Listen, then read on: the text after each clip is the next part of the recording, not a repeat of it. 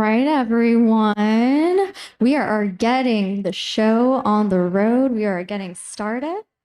If I can just have everyone's attention, please.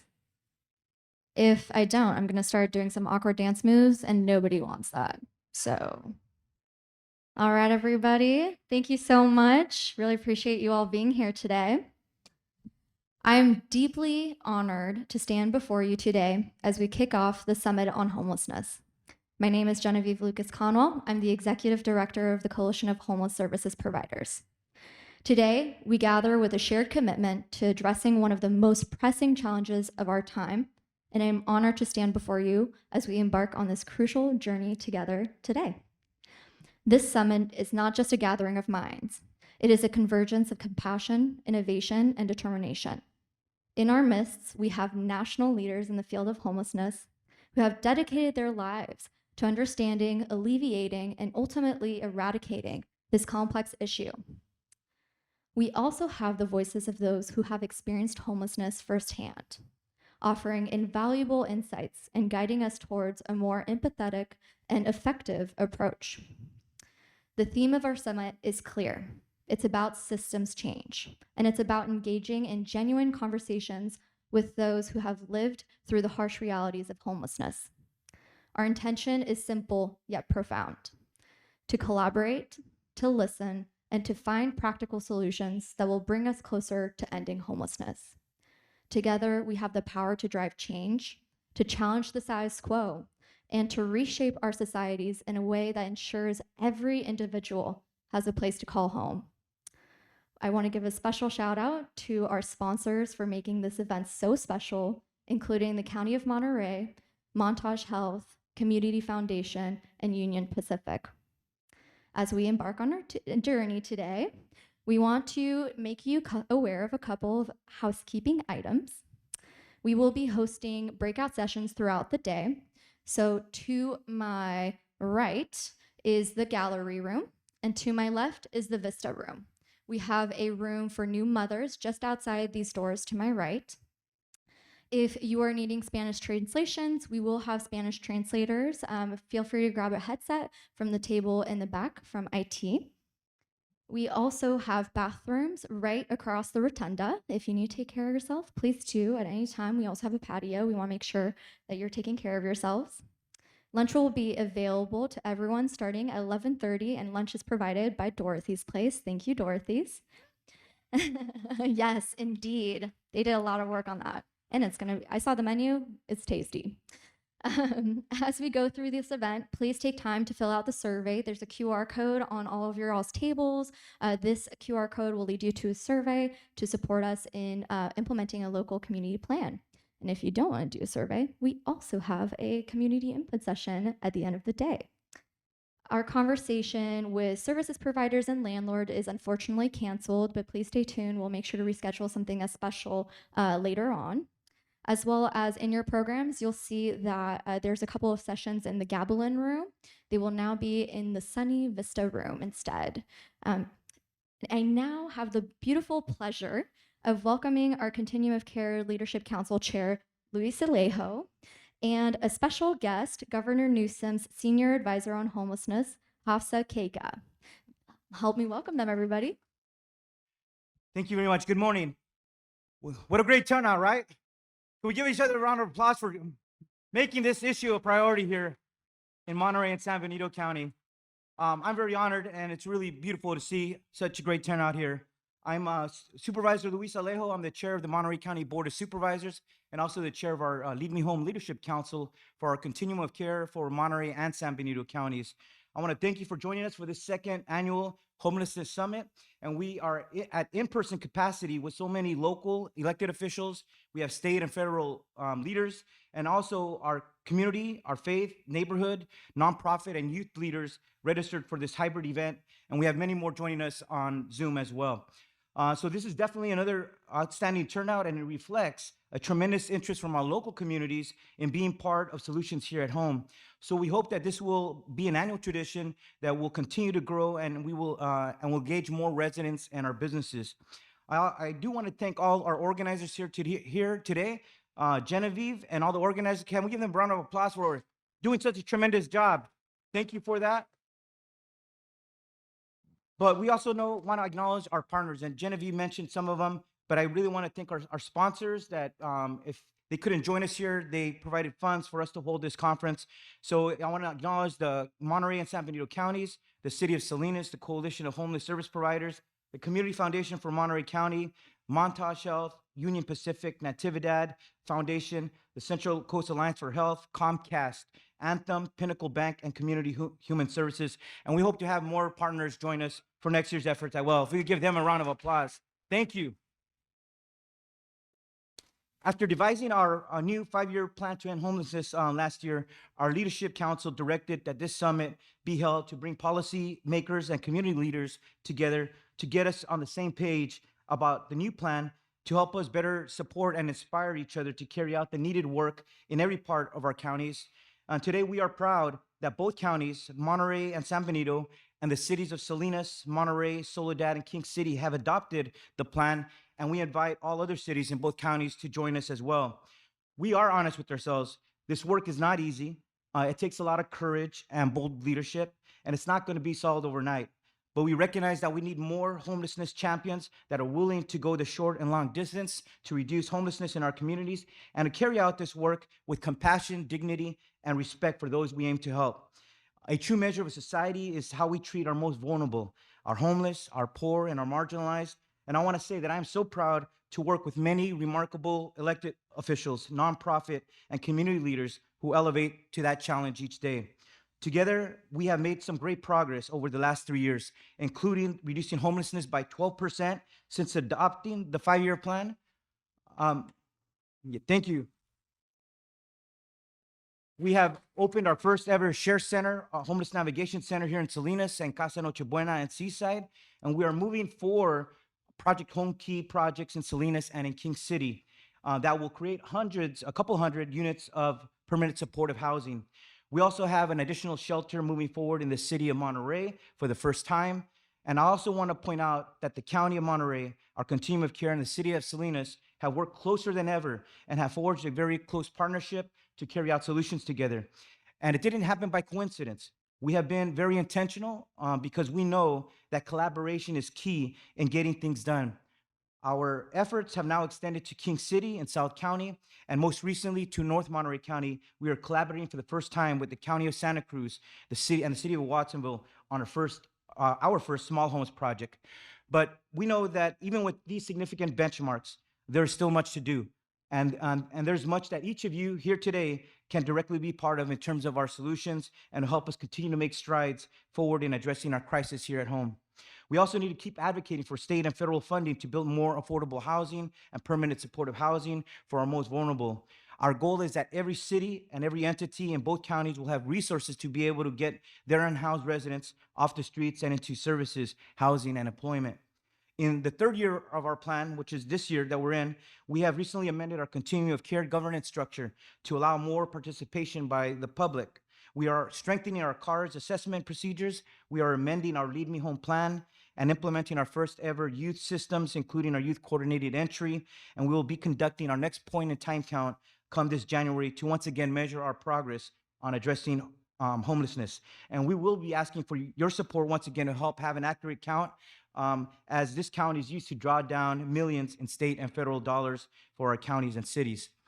This morning, we are excited to have a great list of speakers and panels for you on some of the most pressing issues facing homelessness, including some of our local residents who have also faced homelessness themselves.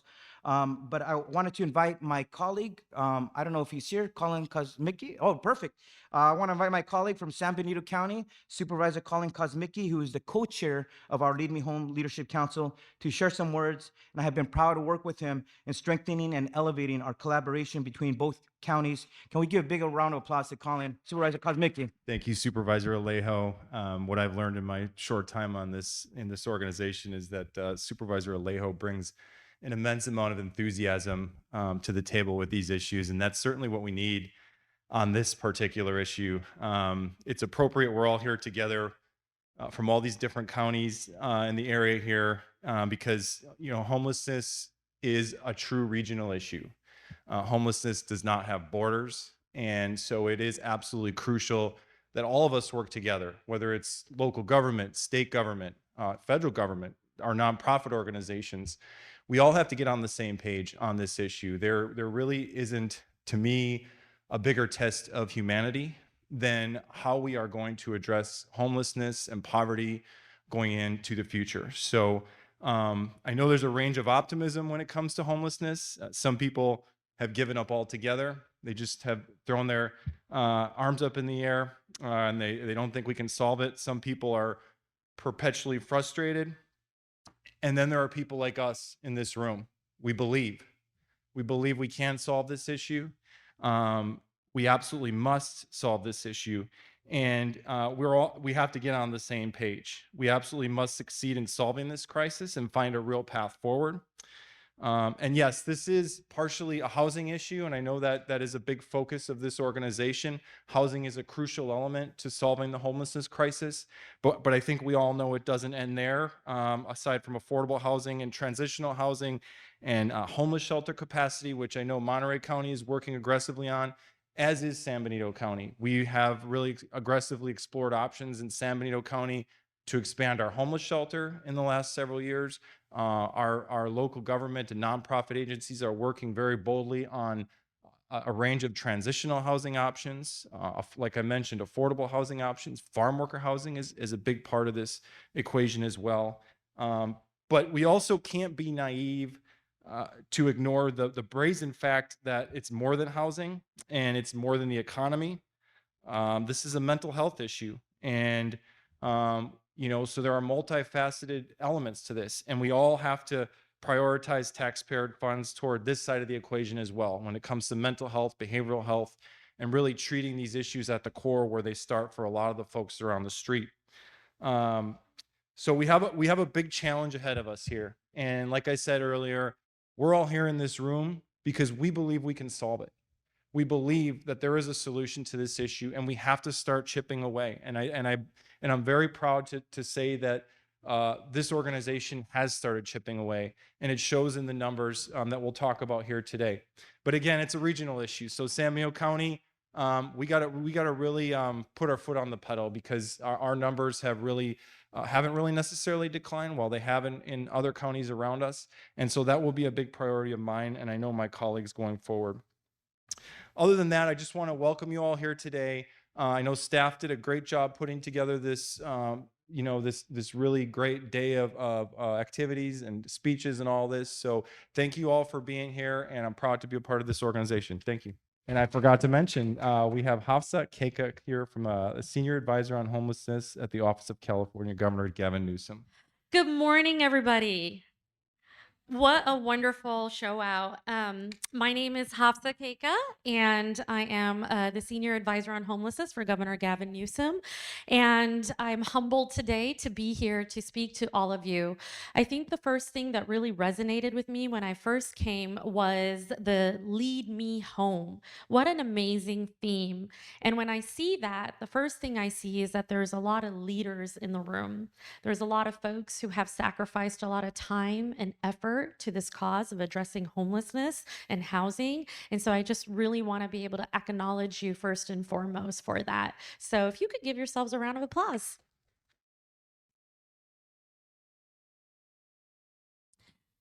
So we have a lot of great, I was looking through your itinerary here, and it looks like you have some amazing workshops that's going to cover a lot of different topics on homelessness. One thing I wanted to go ahead and cover is basically what's happening at the state and what we're doing with Governor Gavin Newsom's leadership. Under Governor Gavin Newsom's leadership, the state is tackling California's housing crisis with historic investments and action. The governor's historic investment of $15.3 billion, the most invested in housing, creates the state's most comprehensive housing affordability strategy while also implementing new laws and accountability measures. And does anybody know what was signed last week? Was anyone kind of tapped in?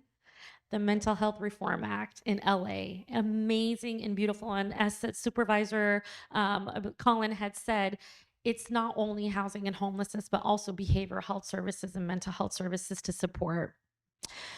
This year, the governor has also invested in housing production and preservation of affordable housing. The governor has signed numerous housing and homeless bills that cuts red tape to expedite services to those in need. The state also has accelerated actual grants across the board. As you know, there's a housing and homeless assistance prevention. The coalition here, the COC in different cities and counties have an allocation for that. In addition to that, there's also the encampment resolution grants that the state has put out. That's not just for big cities, but it's for any jurisdiction that's experiencing homelessness and wants to address encampment resolution. California has provided shelter to over 67,000 people and from the beginning of the pandemic, and over 55,000 housing units. We are going at an unprecedented rate. With that being said, I do want to go ahead and kind of talk a little bit about what I saw in Lead Me Home and some of the strategies that we see at the state level in terms of addressing homelessness. I think it's really important that we also look at preventing homelessness as a state action plan. And I know Helene Schneider is going to be speaking later, and the federal strategic plan addresses that upstream battle. We have to stop where it bleeds. Equitably addressing homelessness is critical to make sure that all Californians are heard. And I see that the lived advisory is the first and foremost. So that was really good to see that. Expanding and ensuring permanent supportive housing and also interim housing to get the most vulnerable off the street. And of course, acting with a sense of urgency. And I know that there's groups of people here who are taking calls from 7 a.m., even earlier, to 10 and 11 o'clock at night. We don't stop. So with that being said, I do want to be able to say that it takes regional coordination, and that's what I'm seeing here today, and I'm happy to take that back. We are really excited that communities could come together as a coalition such as this and have your elected officials, have the experts in the room, have those with lived experience as well to address homelessness and making a dent. The state of California is proud to provide funding to address homelessness, but accountability is a key as well. And data and the work that you're doing needs to be heard. So with that being said, I just want to wish everyone an amazing summit and thank you for inviting us today. Thank you, Supervisors and Hafsa, for opening our summit. We really appreciate it. Esteemed guests, it is with great pleasure that we introduce our esteemed keynote speaker, Helene Schneider. With a distinguished career spanning over 17 years in municipal government, including her role as mayor, city council member, and housing authority commissioner for the city of Santa Barbara, California, Helene brings a wealth of experience and dedication to our summit. As a valued member of the U.S. Interagency Council on Homelessness National Initiatives team, take a breath, she serves as a vital bridge between federal, statewide, and local stakeholders, working tirelessly to support and enhance efforts to end homelessness and facilitate critical connections on related policies, resources, and best practices. Helene's deep commitment to affordable housing policies and her advocacy for innovative solutions to homelessness have made her a respected figure in the field. Her accomplishments include chairing the U.S. Conference of Mayors Hunger and Homelessness Task Force and serving on the League of CA Cities Board of Directors. Please help me give a warm welcome to Helene Schneider. I will say, just before we get started, how many of you woke up at something like 3 or 4 o'clock in the morning because the earthquake alert went, yeah, my hotel did too. But that's probably going to happen while I'm speaking. So hopefully it's nothing in particular that I said, but we should treat homelessness like the emergency that it is. So when that happens, we should probably stop, drop, roll, hold on, all those good things for a couple of minutes. So just to give you before you freak out, right? Well, thank you for that lovely introduction. I really appreciate the kind words and what a turnout.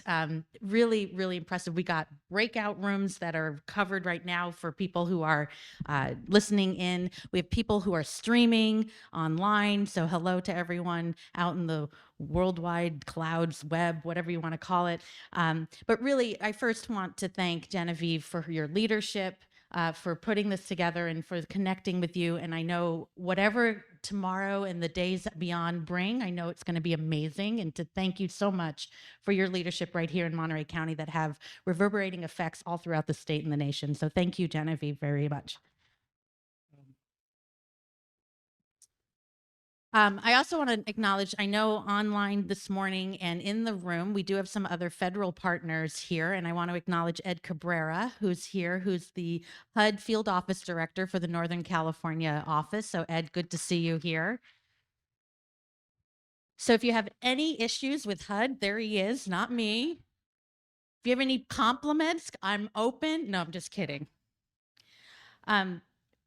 Genevieve mentioned my background before starting at USICH was in local government. And I really want to acknowledge and thank the local government, city and county leaders who are here today in connection with community leaders and social service agencies and faith-based groups and business groups. So much of it takes all of us together in the role that we play to make this work.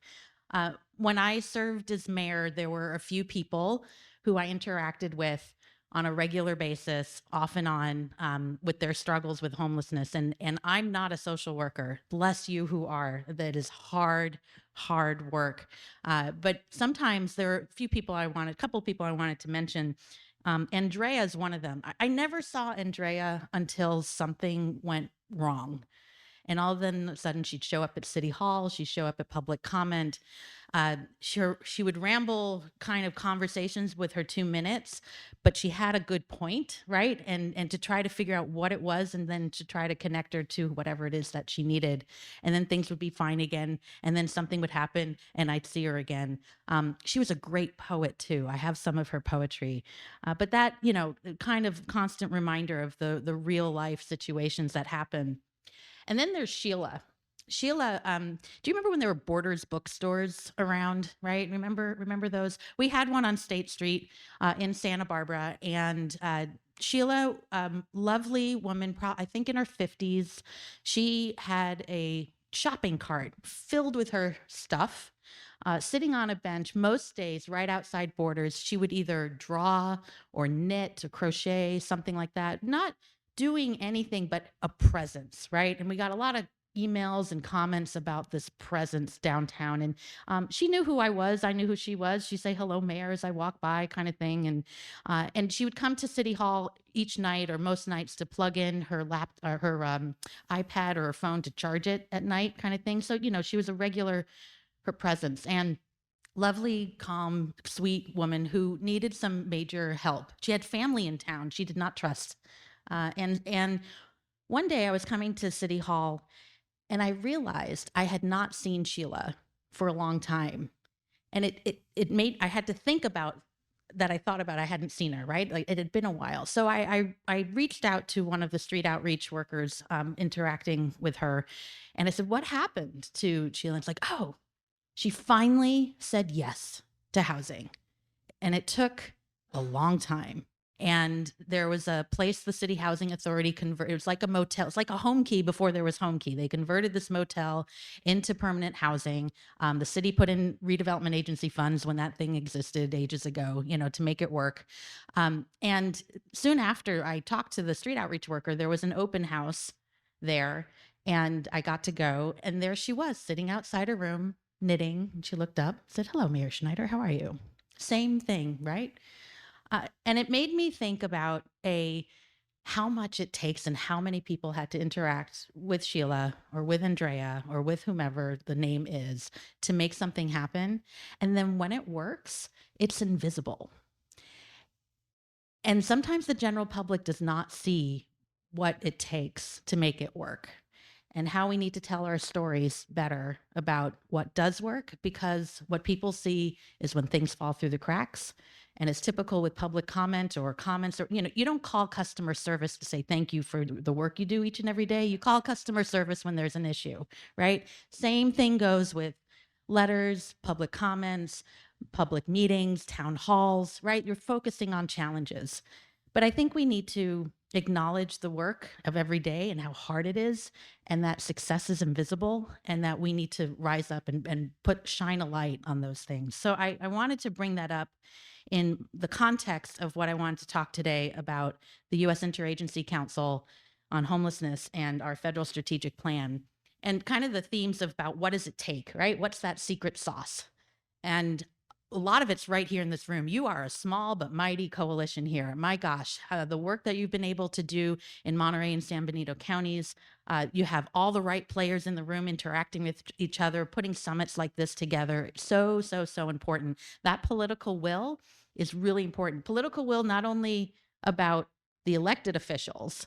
Of course, we want that. We want the 5 supervisors of a 5-0 vote on things, right? And we want the 7 or 5 or 11, or whatever the city council situation is, to vote for funding, to vote for services, in the face sometimes of very heavy criticism or rhetoric or misinformation, to just move forward and get that political will. But political will is not only subject to people who hold elected office.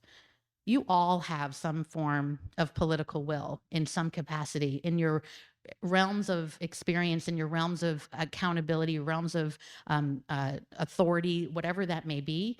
And to use that to, as was mentioned during the opening comments, for coordination of services, to collaborate and connect on what you do well and let others do what they do well and connect when necessary, to work with a space of dignity for all who are involved and connected, and to respect their stories, and persistence, that never give up attitude, right?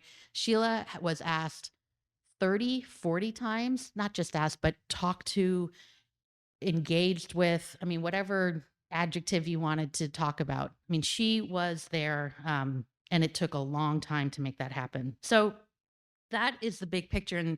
And what we try to do at the U.S. Interagency Council on Government is give some guidance and some tools to help local communities make that happen. USICH, and we'll have a panel a little later on this as well, is a federal interagency, standalone federal interagency that sole focus is on preventing and ending homelessness in America. And we have 19 different federal agencies who focus on this. The councils, like our board of directors, and each administration decides at what level of government, what the attention is. And this administration has made it at the very top. It's the secretaries who show up at these council meetings on a quarterly basis. VA Secretary McDonough is our current chair. HHS Secretary Becerra is our vice chair, soon to become chair. HUD Secretary Fudge is our immediate past chair. And then we have either the chairs or the deputies. We have Neera Tandon from the Domestic Policy Council there. We have education, labor, Social Security, Department of the Interior, FEMA's in the room, DOJ's in the room. So 19 different federal agencies all trying to figure out how this works. And the way I like to say it is USICH is the hub of the 19-spoke wheel to keep the issue moving forward. And so the council meets quarterly. They appoint an executive director who's a political appointee, and then the rest of us is like 18 people throughout the country. We're tiny. And they have some policy folks who work with other federal leaders in DC, a couple of communications folks. If you've looked at our newsletter, they're the ones that do the magic behind getting that out there.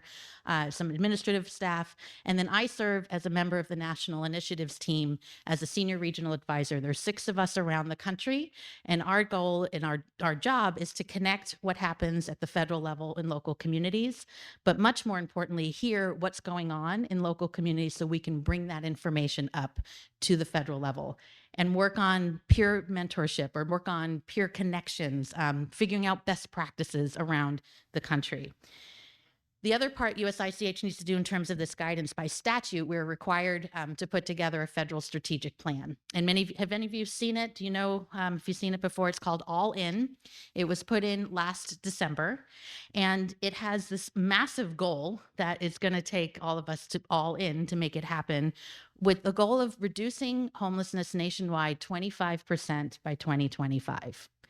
We think it's a huge goal. It's a possible goal. And we need California to make this happen for sure. And we need Monterey and San Benito County to continue doing the work that you're doing to get to that goal.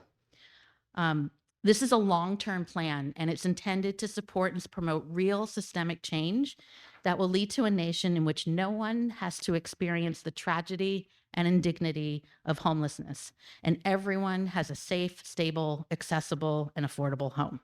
That is the idea behind it. We are pursuing an issue and a philosophy of housing is a form of justice and a right, and through the transformation of these systems and institutions that have historically left too many people behind. When we put this plan together, we did a number of focus groups, both virtually and in person. It was just as COVID was allowing us to start having a couple of in-person things, but a lot of it was virtual. And we had over 500 people who said that they had personally experienced homelessness give their own personal feedback as well. One person with lived experience from Sacramento, California, I think said it really well when this person said, "It is time that we quit blaming people and start blaming bad policy that has displaced people since the beginning of time." And that is the focus here that we need to focus on. So All In has these pillars, and there's these three foundational pillars, and then three kind of solution pillars. And across these pillars, there are strategies and action plans, and you can go online and look at it and go into real wonky detail. And we can talk about that offline, because I don't have much time for that, and the earthquake's going to start happening and all that good stuff. But a lot of stuff is in there. But the first one I want to say about foundational pillars is to lead with equity. And we have to be intentional in our efforts. So the strategies and the actions within this pillar focus on ensuring that federal efforts to prevent and end homelessness promote and advance equity, to pursue actions such as examining barriers to compensating people with lived expertise and changing policies that have intentionally or unintentionally perpetuated disparities. It sounds good on paper, it is hard in practice. But that is where we want to start. To help with that, we have a foundational pillar of leading with data and evidence, and which is to inform decision-making and policy development, strengthening the federal government's capacity to collect, use, and share data, while also working to build state and local capacity. In order to help make good decisions, you need the data to back you up. In order for elected officials, when they have an item that's on their agenda to make a good decision, they need sometimes the data, right, to back it up. We're going to hear a lot about that in, I know, later today as well. How do we remove those real barriers in sharing data?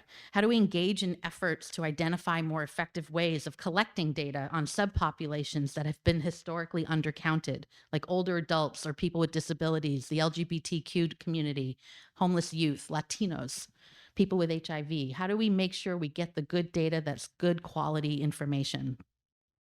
And then collaboration is mentioned before.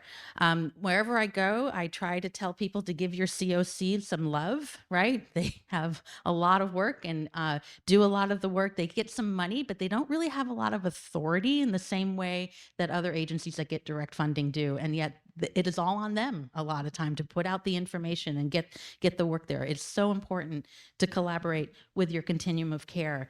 And that includes bringing in our public housing authorities to the best potential that we can, cities and counties and social service agencies, all the things that were said during this morning's opening remarks. Then we get into the solutions pillars. And the first one seems kind of obvious. To solve homelessness, you need housing. I like to quote the governor, shelter solves sleep, housing solves homelessness. You need shelter, but ultimately we need to get to housing. And how do we get housing with the connection with the supportive services that's affordable, that's accessible, and at the level that people need for as long as they need it? That's the housing first approach. And I think we've been under this scarcity model where we haven't had the opportunity to really lift up the level of housing and services together to make housing first work. So it looks like sometimes it feels like housing only, and that's not what it is.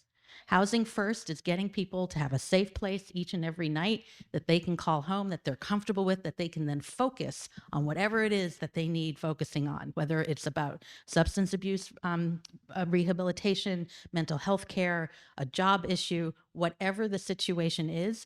But we need to make sure those services are at that level that they need and the funding ongoing to make that happen. That's challenging, but that's really what the focus is on. And then, of course, on both ends of the spectrum, we need to talk about unsheltered homelessness and the crisis response, but also about prevention. And the crisis response, huge issue all throughout the nation, mostly on the West Coast. There are areas outside California and the West Coast that have high levels of unsheltered homelessness, but it's really a West Coast concern, high levels of rent, wages aren't catching up with them, number of housing units not available, that collaborative piece over a period of time. So really taking a deep dive focus on working and addressing people who live in encampments or experiencing unsheltered homelessness, but to do so in a way that does not criminalize those who are most vulnerable. And to do, thank you. So one of the items that we've had, it's on our website that we could talk about is we have some principles about addressing encampments, about connecting collaboratively, about working with the people in the encampments to help them find their solutions out of the encampment and into housing or other forms of shelter and services, what to do with their items and storage, and how to handle the area after the encampment area after the fact so it doesn't then get repopulated with another encampment. Very tricky, very politicized, very emotional issue that has big impacts. And so we try to do what we can to try to help give local communities guidance in that area. A newer part for us, as I mentioned, is prevention. And this is new in the sense of USICH looking way upstream of how do we stop homelessness before it starts. And not just looking at homelessness from the moment of crisis, like someone's just about to get evicted, although that is certainly important. And during the CARES Act and during the ARPA funds during COVID, the amount of funding that came from Treasury and other federal agencies for rental health assistance, we know, we have data now to show how much that prevented a huge rise of homelessness in the country. But what happens way upstream? What about the foster care system? We know who people are who are within the system. In a given year, almost 20,000 foster youth age out of care, and between a third and almost to a half of them exit foster care and experience homelessness by the age of 26. That is unacceptable. That is unacceptable. We know who they are. We know they're in a system. How can we not look upstream in prevention and figure out what is it going to take to be them successful into their young adulthood?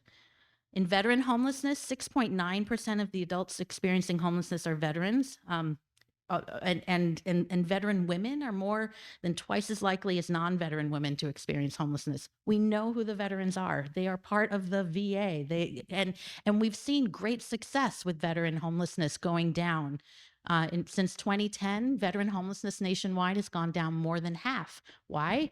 We got the housing and the services as an ongoing piece that is sustainable in terms of the amount. Still some work to be done, right? Still some ways that we need to streamline and get things done better and to connect with people. But we show that is good data to show that housing and services together reduces homelessness. I wanted to touch base on one of the other initiatives through the federal strategic plan. And you might have seen some news yesterday and today in Denver, but it also applies here in California, that has to do, again, with addressing unsheltered homelessness.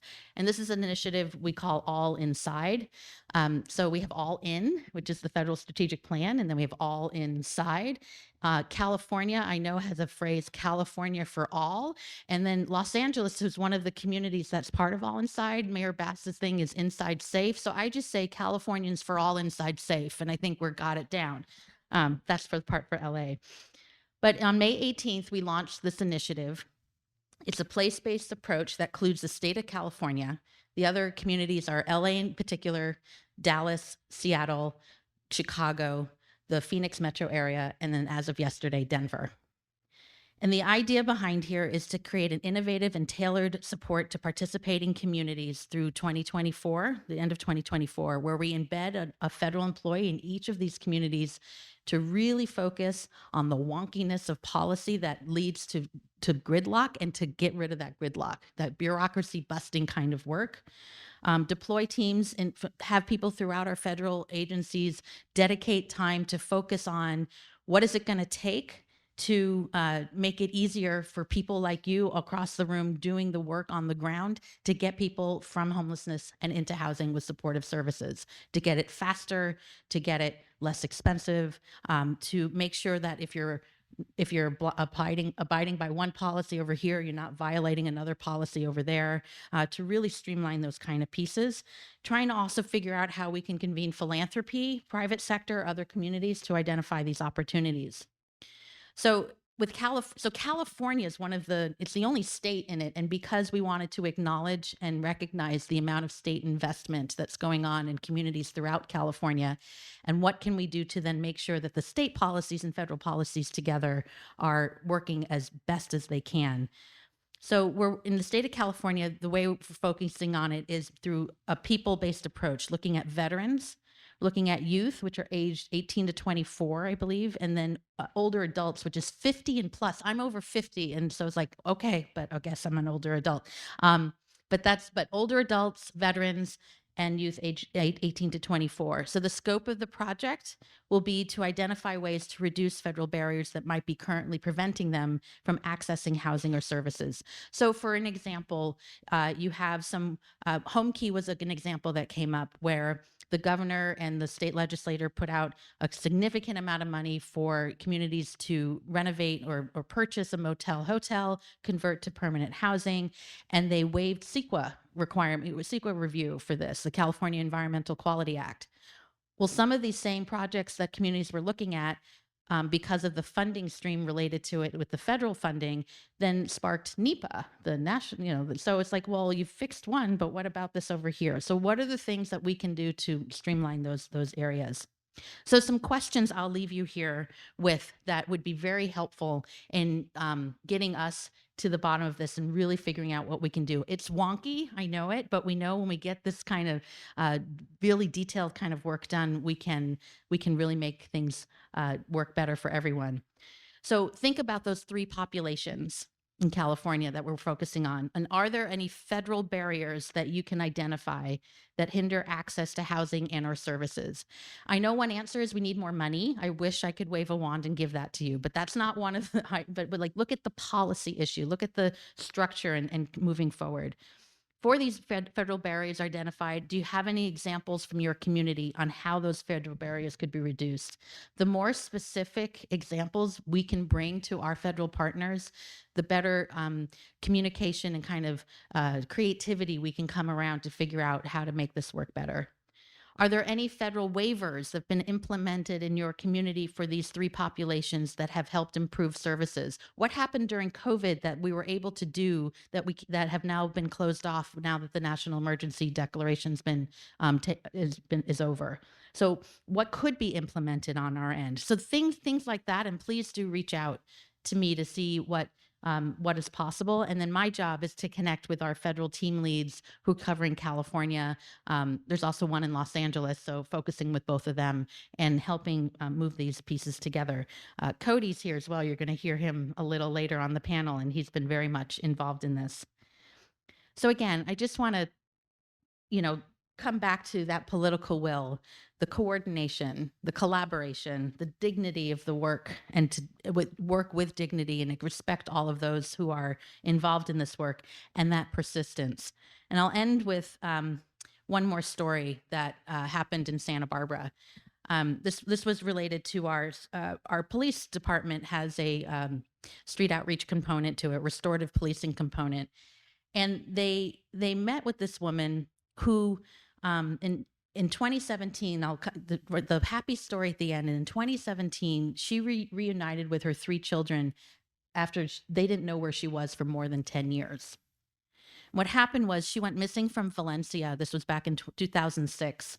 And her son reported her disappearance to the LA County Sheriff back in 2006.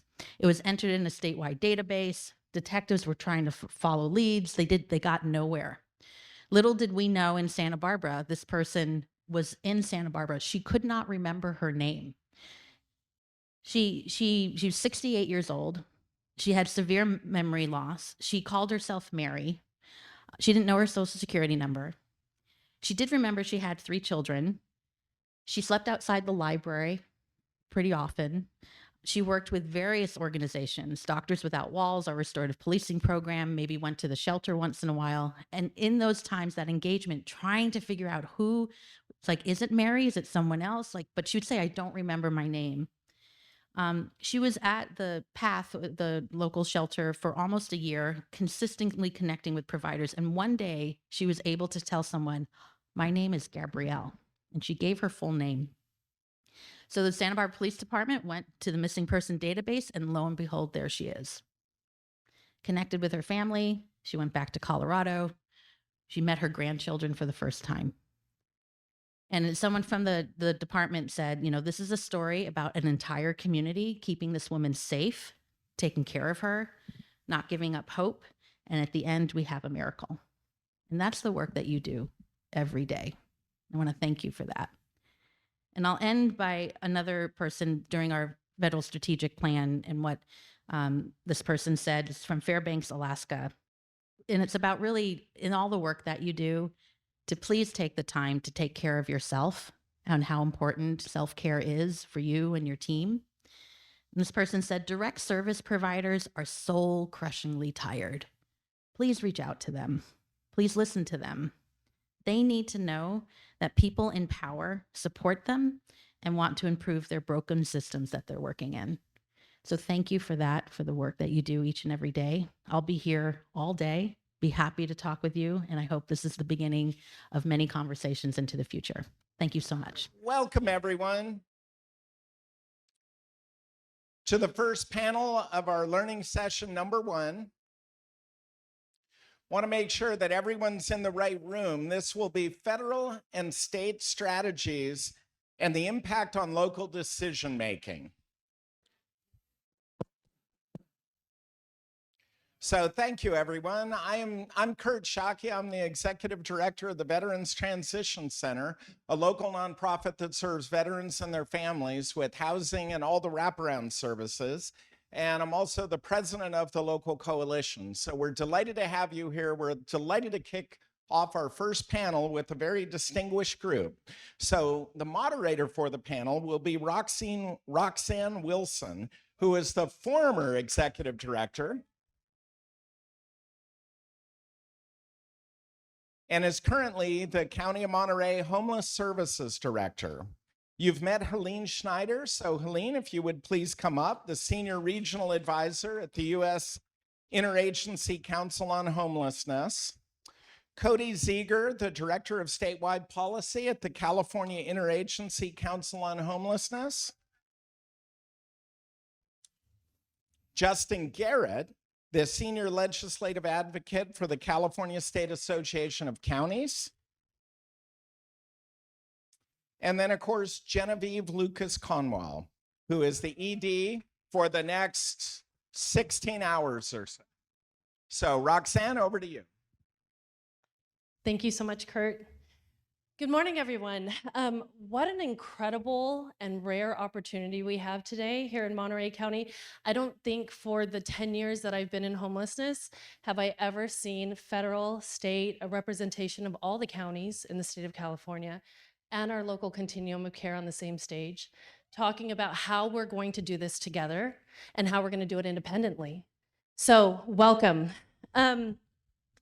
As I had mentioned, we have, you guys have heard that we have Helene Schneider from United States Interagency Council on Homelessness. So we're going to start with you. Each one of your entities has released or updated a plan to address homelessness within the past 2 to 3 years. I'd like to start by giving the audience a general understanding of the distinctions between your plans. So give us a quick elevator speech, 3 minutes. Yeah.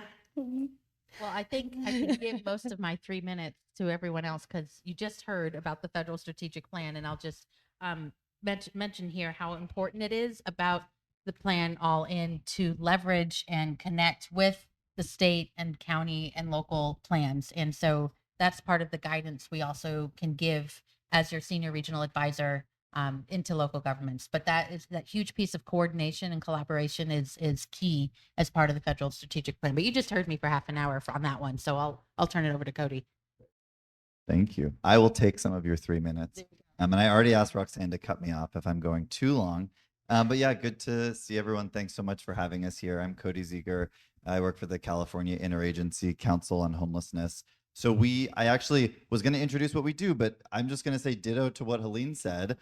We are modeled after the U.S. Interagency Council on Homelessness. We have 18 directors or secretaries of state departments or agencies on our council and 2 community member leaders that make up the council. And our goal, right, is to coordinate the work at the state level on homelessness, on preventing and ending homelessness. So that work is really guided by our action plan, which I did not come prepared, but one of my staff came prepared and brought this so that I could show it off to the group. But we have our action plan for preventing and ending homelessness, which is really the document that guides the state's work and tries to ensure that we are all on the same page as we do this very complicated, very hard work of preventing and ending homelessness. The purpose of our plan is to set direction, right, for the state and say this is our vision, this is our goal, but it is also to document the work that the state is doing. And I'll get into that a little bit. But to really say, what is the state doing? You know, well, how are we holding ourselves accountable? What are the performance measures we're looking towards, right? And having sort of a centralized way of showing what we're doing and understanding where the state is headed. So that's what the action plan is. It has a vision of making homelessness rare, brief, and a one-time experience. It sets out goals for us for increased state leadership, meaningful coordination at the state level, and as well as collaborative partnerships with our local partners like you all here today. It has 5 action areas around strengthening our systems, addressing unsheltered homelessness, increasing access to housing-focused interim housing and shelter, increasing access to permanent housing, and then of course prevention, like Helene talked about before. It covers our work from so this plan was adopted in March 2021. So if you think all the way back to March 2021, we were very like deep pandemic, right? No one could think 2 days ahead, let alone 2 years ahead, right? So we were creating this plan asking people, what are you doing in the next 5 years to prevent and end homelessness? And they were like, what are we doing tomorrow to prevent and end homelessness? Like, that's what we're thinking about. And so the plan has evolved over time, right? Every year we update it. Every year we keep adding activities that the state is working on as our work evolves. And at this moment, I think it encompasses over 170 different projects that are going on at the state level across our 18 council member departments and agencies. So it's pretty thorough. It's a thick document, but it is really useful, I think, as I said before, it's sort of trying to document for you all and for us at the state, right? Like, what is the state doing and how can we be held accountable to that? And how can we also make that, get everyone in alignment? So the last thing I will say before passing it on is that we are, the end of our plan, the plan officially ends at the end of this fiscal year, so in June 2024, and we are going through the process, we're just starting the process of creating a totally new plan. So we're not just updating it, we're looking at all the aspects of the plan, we're looking at all the activities and saying what's working, what's not working. So we will be engaging in public input discussions around all that. We will be reaching out. Hopefully you will see my name and email, be like, stop asking me what I think about this plan. Because we hope to get a lot of engagement on that process. So thank you all again, and I will pass it on. Thank you, Justin. Good morning, everyone.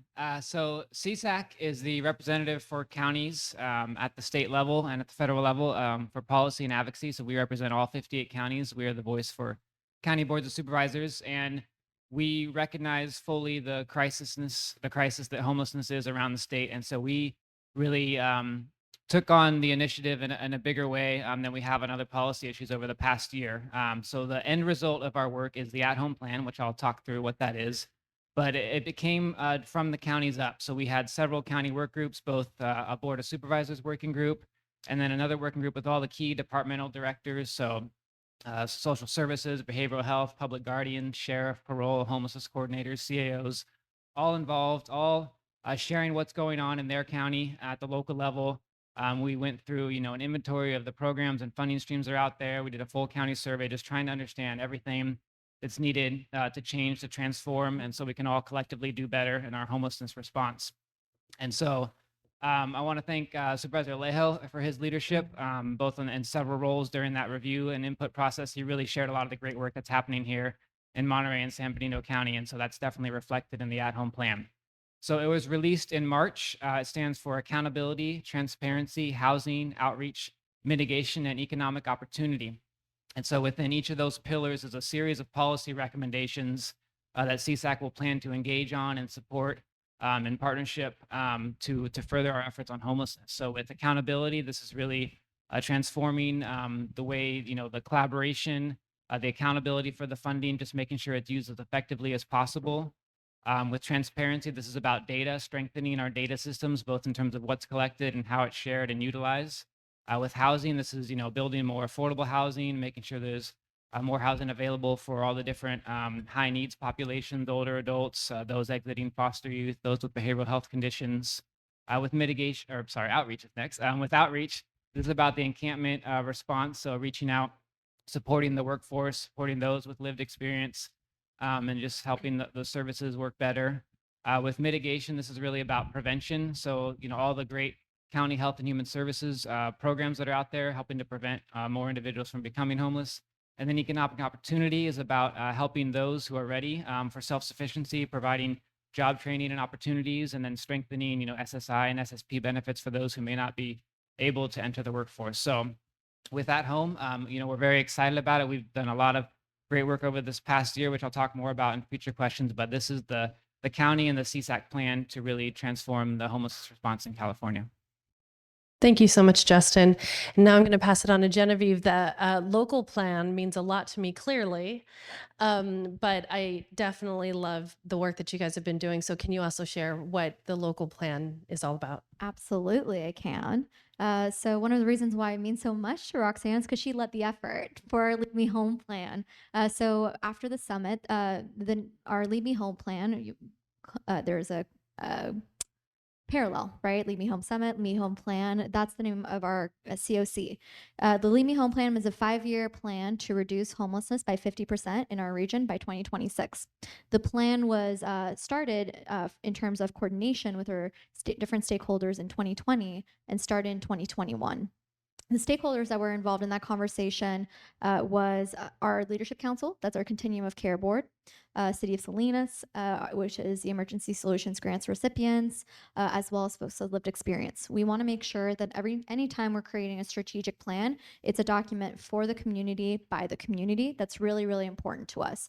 So our plan has 50 plus voices involved in it, as well as comprehensive system performance analysis, such as a predictive modeling system in there. We have included our point in time count. We really made sure it was data driven in our plan.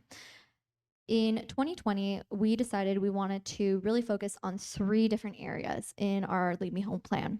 The first focus is to increase stakeholder participation. And actually, one of our initiatives is to host this space right here, right now, making sure that all stakeholders are part of the conversation. Homelessness touches so many different sectors, such as hospitals, judicial system, education, services providers, that we need to be in conversation, actively talking to each other. What does that look like locally? So not only setting up the Lead Me Home plan or Lead Me Home Summit, but also making sure we have committees in place where we're addressing spaces that need to be talking to each other.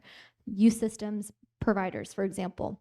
If we want to create a system for youth to survive or to thrive, if they're experiencing homelessness, we need to make sure that each youth system providers is talking to each other. Outreach committee, who is boots on the ground? Where are you guys going? Let's talk to each other. Let's work with each other. We're not going to get anywhere if we're not working together. And our lived experience councils. We have both a Youth for Action board as well as a lived experience advisory directive.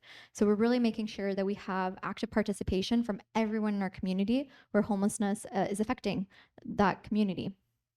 The second focus is improving our performance system. So that looks like how do we prioritize folks into housing first? The conversation right next door to us is our coordinated entry system conversation. How do we look to see who we refer? And how do we determine vulnerability? Let's get into that real quick. So that's something that we're looking into this next year. And we're starting today. We're opening up the conversation today. Second is increasing services on the ground. So instead of having folks experiencing homelessness come to us, we want to make sure we're providing services to them, we're meeting them where they're at. So that looks like applying for funds such as the Encampment Resolution Fund, It looks like making sure that we are setting up those conversations with outreach and making sure that what are the gaps in services? For example, mobile showers, laundry. We shouldn't be expecting folks to be seeking those services. Certainly when folks don't know where they're going to go to the restroom next. It's basic services. We want to make sure that they are able to meet so they're able to survive and thrive. How can we expect somebody to go to a job interview and try and get themselves off the streets when they don't know where they can shave or where they can get clean clothes? So we want to make sure that we're reducing as many barriers as possible for folks. That's a little bit of the spiel. Thank you so much. What are some concrete examples of initiatives that your entities have rolled out since your plans have been adopted or released? Great, thank you. I mentioned earlier the All Inside initiative. That's really been taking up a lot of our focus related to the unsheltered crisis that we're seeing. And again, that's happening throughout the state of California that we're working on in connecting state and federal policies, but also within the city of Los Angeles and coordinating those activities there. And then prevention, we're figuring out what the initiative is. We don't really have an initiative yet, but figuring out what partnerships and ways that we can focus on an upstream prevention. And coming soon, some of you may have seen a request for information that we're putting together a research agenda out. So trying to have in one space all the different data, research reports that can help people use information and data to help them in their own initiatives and have real to help with your decision making and have it be decision based. I'll mention one last thing. One of the things that we put out, one of the tools that we put out earlier this year on the website is a resource library related to climate change and disaster preparedness and recovery efforts as it relates to homelessness and housing instability. I want to acknowledge, as I was up in Santa Cruz yesterday, and on my way up, I went over to the Watsonville Pajaro area and to, trying to understand better, how can we better connect, for example, Army Corps of Engineers, FEMA, EPA, in areas where there are encampments in waterways. How does that relate to environmental impacts? How does that relate to, obviously, safety concerns amongst those living in the encampments? And then infrastructure issues too, especially in areas that are underserved, that may have not received the same kind of funding for capital improvements that as other areas and higher income areas have. So that has been a conversation and focus that we've been focusing on as it relates both to prevention and the encampment resolution process as well. Thank you, Cody. Great. So as I mentioned, our plan is really focused on like the state level coordination. So a lot of the initiatives that we are working on right now and that my team is focused on are really sort of the like high level background work to try and get us all on the same page, right? So I'll mention a few of those. We have these interagency working groups that are called for very explicitly in our plan. And two that I want to highlight are, one is on state funding and programs, right? It's staff from 13 different state departments and agencies that fund homelessness services or housing. And it is them getting together and saying, let's look at all of our grant programs. I mean, you all know this best, right? Let's look at all of our grant programs. Let's look at where they overlap. Let's look at where they don't overlap. Let's look at where we're asking for duplicative information or we're asking for conflicting information, and try to work at that level to streamline, to coordinate, right, as much as we legally can. So that's one group that we've convened and we're pushing forward through our plan. Another group is specifically focused on racial equity. So looking at the disparities of those served in the homelessness services system in California and saying who is not being well served here, right, and why is that? And so we've convened a group of both state staff as well as community members to come together and say, what's going on here? What are the best practices? What can we lift up? What do we want to share across the whole state? And what do we want state departments and agencies to know or to do about these issues, right? So this is the type of work, going on in our plan. Another initiative that we are pushing forward right now is that we have just launched our lived experience advisory board. So that's 11 individuals from across the state who are really meant to bring their experience and their knowledge into the policy making that's happening at the state level. This is, again, something that our action plan said was a key principle in practice, right? Was valuing the expertise of people who have experienced homelessness in the past. And so that is something we're taking really seriously, and we're starting this group to help advise our council and our as a whole, and also just like individual departments and agencies as well in their work. And the last thing I'll mention briefly is Helene mentioned Housing First earlier, and part of our plan is ensuring that we have effective implementation of Housing First at the state level and providing resources to people at the local level. I really love what you said around like we haven't necessarily had the resources to actually implement it properly and be successful at that. And one of the goals at the state level is to say, let's make sure everyone at the state is on the same page about what the rules are around Housing First, the statutory languages, right? And then what value add, what can we provide as the state? What resources can we add so that people actually have the opportunity to implement Housing First in the way that is effective and is meaningful? And so those are three things hidden away in our 170 activities in the plan that we are focusing on heavily right now. So I'll stop there. Thank you. I'm glad you guys are talking about Housing First, because I heard it once and I'll never forget. Housing First doesn't mean housing stupid. So we have to have the resources in order to do it well, but we've seen it done well and we've seen it be successful. So if it's not successful, that means that a lot of times that organization is just under-resourced and unprepared. But it does work. The numbers definitely don't lie. Thank you so much for bringing that up. Justin. Well, with At Home being a series of policy recommendations that all work together, the initiatives that we engage on are really about, bills and budget items at the state and federal level. And so we certainly supported and engaged on a number throughout the full 6 pillars of At Home, but our real focus this year was the accountability pillar. We knew coming into 2023 with the governor's leadership and interest, as well as the legislature's leadership and interest in terms of transforming the state funding, ensuring more accountability, that there was a real prime opportunity for some positive accountability provisions within the state's homelessness funding. And so we were ready for that with our At Home plan. We built the At Home Coalition for Accountability. So more than 40 counties have adopted a board resolution in support of the At Home plan. I want to thank both Monterey and San Benito County for adopting that.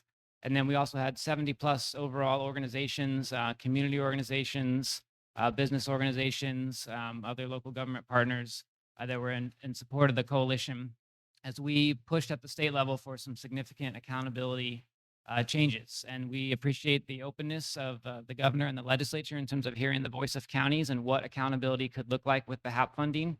And the things that we were advocating for were, required regional collaboration, defined roles and responsibilities for counties and cities, continued flexible funding, and then accountability provisions that support the funded entities in achieving their goals and supporting their efforts. And so we were really pleased to see a lot of the things that were included in AB 129, which was the budget trailer bill that enacted another round of $1 billion for the HAP program, as well as these accountability changes.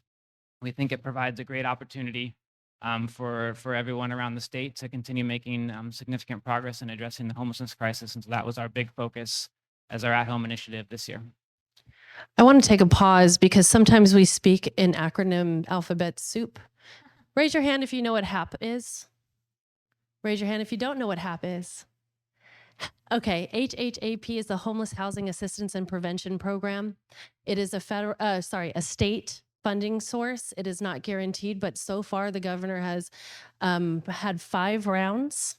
Cal-ICH is the entity that is responsible for rolling that out. Shout out to Cal-ICH staff that's inside of this room right now. So with AB 129, there is a slew of changes on how the entities that can receive the funding are able to receive the funding. And like they were talking about, a lot of that is accountability. So even today, there's QR codes on all of your tables. Please take a snapshot and do that survey because that's a part of our AB 129 requirements. You like the way we squeeze that in? Then later on today, this is a shameless plug. We're also doing another input session also to meet our AB 129 requirements. And this is a partnership with the Continuum of Care, the County of Monterey, and also the County of San Benito. And I'm going to get off of my soapbox now and get back to the conversation. And I'm sorry, Genevieve. No worries. Hey, appreciate the plug. Got to hear the people out. Yes. So in terms of initiatives that we've done recently, so for each of our Lead Me Home, for each year that we've been in our Lead Me Home plan, we have a a yearly action plan as well as a yearly progress report. We are midway through our plan, yay! And we're actually doing really good. So just real quick, we're doing really good in terms of reducing homelessness and getting to that 50%. So cross our fingers, we're going to do the point in time count. Anyways, getting sidetracked. So in terms of, we're on our year 3 action plan. We just released our year 2 progress report. It's up on our website if you want to check it out. But what we've done so far in our year 2 progress report is for our first focus, which is increasing stakeholder engagement. I've already started talking about it a little bit. We've held our first Lead Me Home Summit last year that was virtual. We started our Lived Experience Advisory Directive, which was amazing. And that was chaired by Timothy Heaven and co-chaired by Alicia Franklin that are in the room right now. And you also plug, there'll also be in a panel at 12:30 for reflections with folks with lived experience. So making sure that folks that are actually have had the most important experience when we're talking about solutions are in the room. So what their responsibilities look like is being an advisor to our COC board, our Continuum of Care board, the Leadership Council. And what that looks like is that they're in the room when we're deciding who to fund for COC, for Continuum of Care notice of funding opportunities, for a homeless housing assistance program funding opportunities. They're there in the room to decide who gets funded, what kind of parameters are we looking at to make sure that there's impact that's happening, what goals are we asking service providers to meet, and measures what's important. And we're also hearing their side too, making sure that we get client input into how services providers are doing and how can we support client service providers as well to excel, to make sure that we're connecting the two, service provider and clients. We also have our Youth for Action board. Our Youth for Action board has done a lot of work with this new HUD grant called the Youth Homeless Demonstration Program. The Youth for Action board has been really instrumental in actually kind of setting the pilot as to how do we include folks with lived experience into the conversation. So they've been able to create monitoring policies. How do we monitor our folks that are that we're funding? How else they've been really involved with Youth Homeless Demonstration Program, and we're really grateful for them to be part of the table to make sure that we can end youth homelessness in Monterey and San Benito County. We also, part of that has been to make sure that cities and counties adopt our plan. So far we have the City of Soledad and City of Monterey that have adopted it this year. In the first year, we had the City of Salinas, King City also adopt the plan. And in terms of counties, we had Monterey County adopt the plan the first year, as well as County of San Benito. So we're still we want to make sure that more cities are adopting the plan. We've done the work. We want to make sure that each city has a plan and a coordinated plan for how they can support their unhoused population in their cities. So that's our focus number 1. Focus number 2, improving performance systems. You've heard from Supervisor Alejo that we have built out our first youth coordinated entry system, a separate system where youth who have different questions in terms of assessments. It's been built by youth with lived experience. It's been built by youth with youth systems providers. We've created that system. We're also digging into our coordinated entry system. Who's missing, who's falling through the gaps? Let's make sure we're including everyone. Let's look at vulnerability. Let's make sure that folks get prioritized based off of that vulnerability we create a local system that works for us, for Monterey and San Benito County. So that's a little bit our strategy number 2, which is the system improvement. And then focus number 3, which is the making sure we have more services on the ground. We have looked at making sure we have an outreach committee, coordinated outreach, who is going where at what times, who has everybody's phone numbers. We also, like I mentioned before, we have the City of Salinas that applied for the Encampment Resolution Fund, the County of Monterey that applied for the Encampment Resolution Fund, making sure we're building transitional housing, permanent supportive housing, emergency shelters, that we have a diversity in services regionally. That's a little bit of our focus. So now we're looking, we have North County, we have South County, we have Salinas, we have the Peninsula. Let's make sure that all of our regions at least have some services so that folks can access services. They don't have to travel far. It's close to them. So that's a little bit of what we're focusing on in this next year and what we've been able to do so far. Thank you so much. Highlighting the service gaps, we have many, right? In Monterey County, you get to a point to where there is nothing for miles. But thank God for new leaders and all of the work that's already taking place behind closed doors. And I'm very excited that we have a lot of work to do, but we have a lot of people at the table from South County saying, we're in, what do we need to do? So thank you, everyone. The next question is, it's a loaded question. In your opinion, what are key challenges or obstacles that local stakeholders often face when attempting to address homelessness? And what advice or strategies do you have for overcoming these challenges? I'm going to sit back because we're going to be here a while. I'll mention, yeah. Well, how much time? Right. I'll mention two, and I'll preface it by, this is also why plans are so important to have, because the plan, as long as it's not putting dust on the paperwork, right? It's on the shelf, that it's implemented. You have a plan for the plan, the implementation piece to it, because leadership changes all the time, right? And up to those changes, sometimes there are very contentious elections that happen among some of your political leadership that may or may not have to do with the plan, but it has to do with the people that you have to interact with. And those outside issues may kind of creep in to actually trying to get some work done, right? And even if it's not the elected leadership within your own communities or agencies may also change. So how to keep that continuity going and keep the momentum happening in the face of those changes, figuring out what a succession plan could look like, having who are the staff involved or the key leaders involved in your plan that can be that kind of transition and that institutional memory moving forward.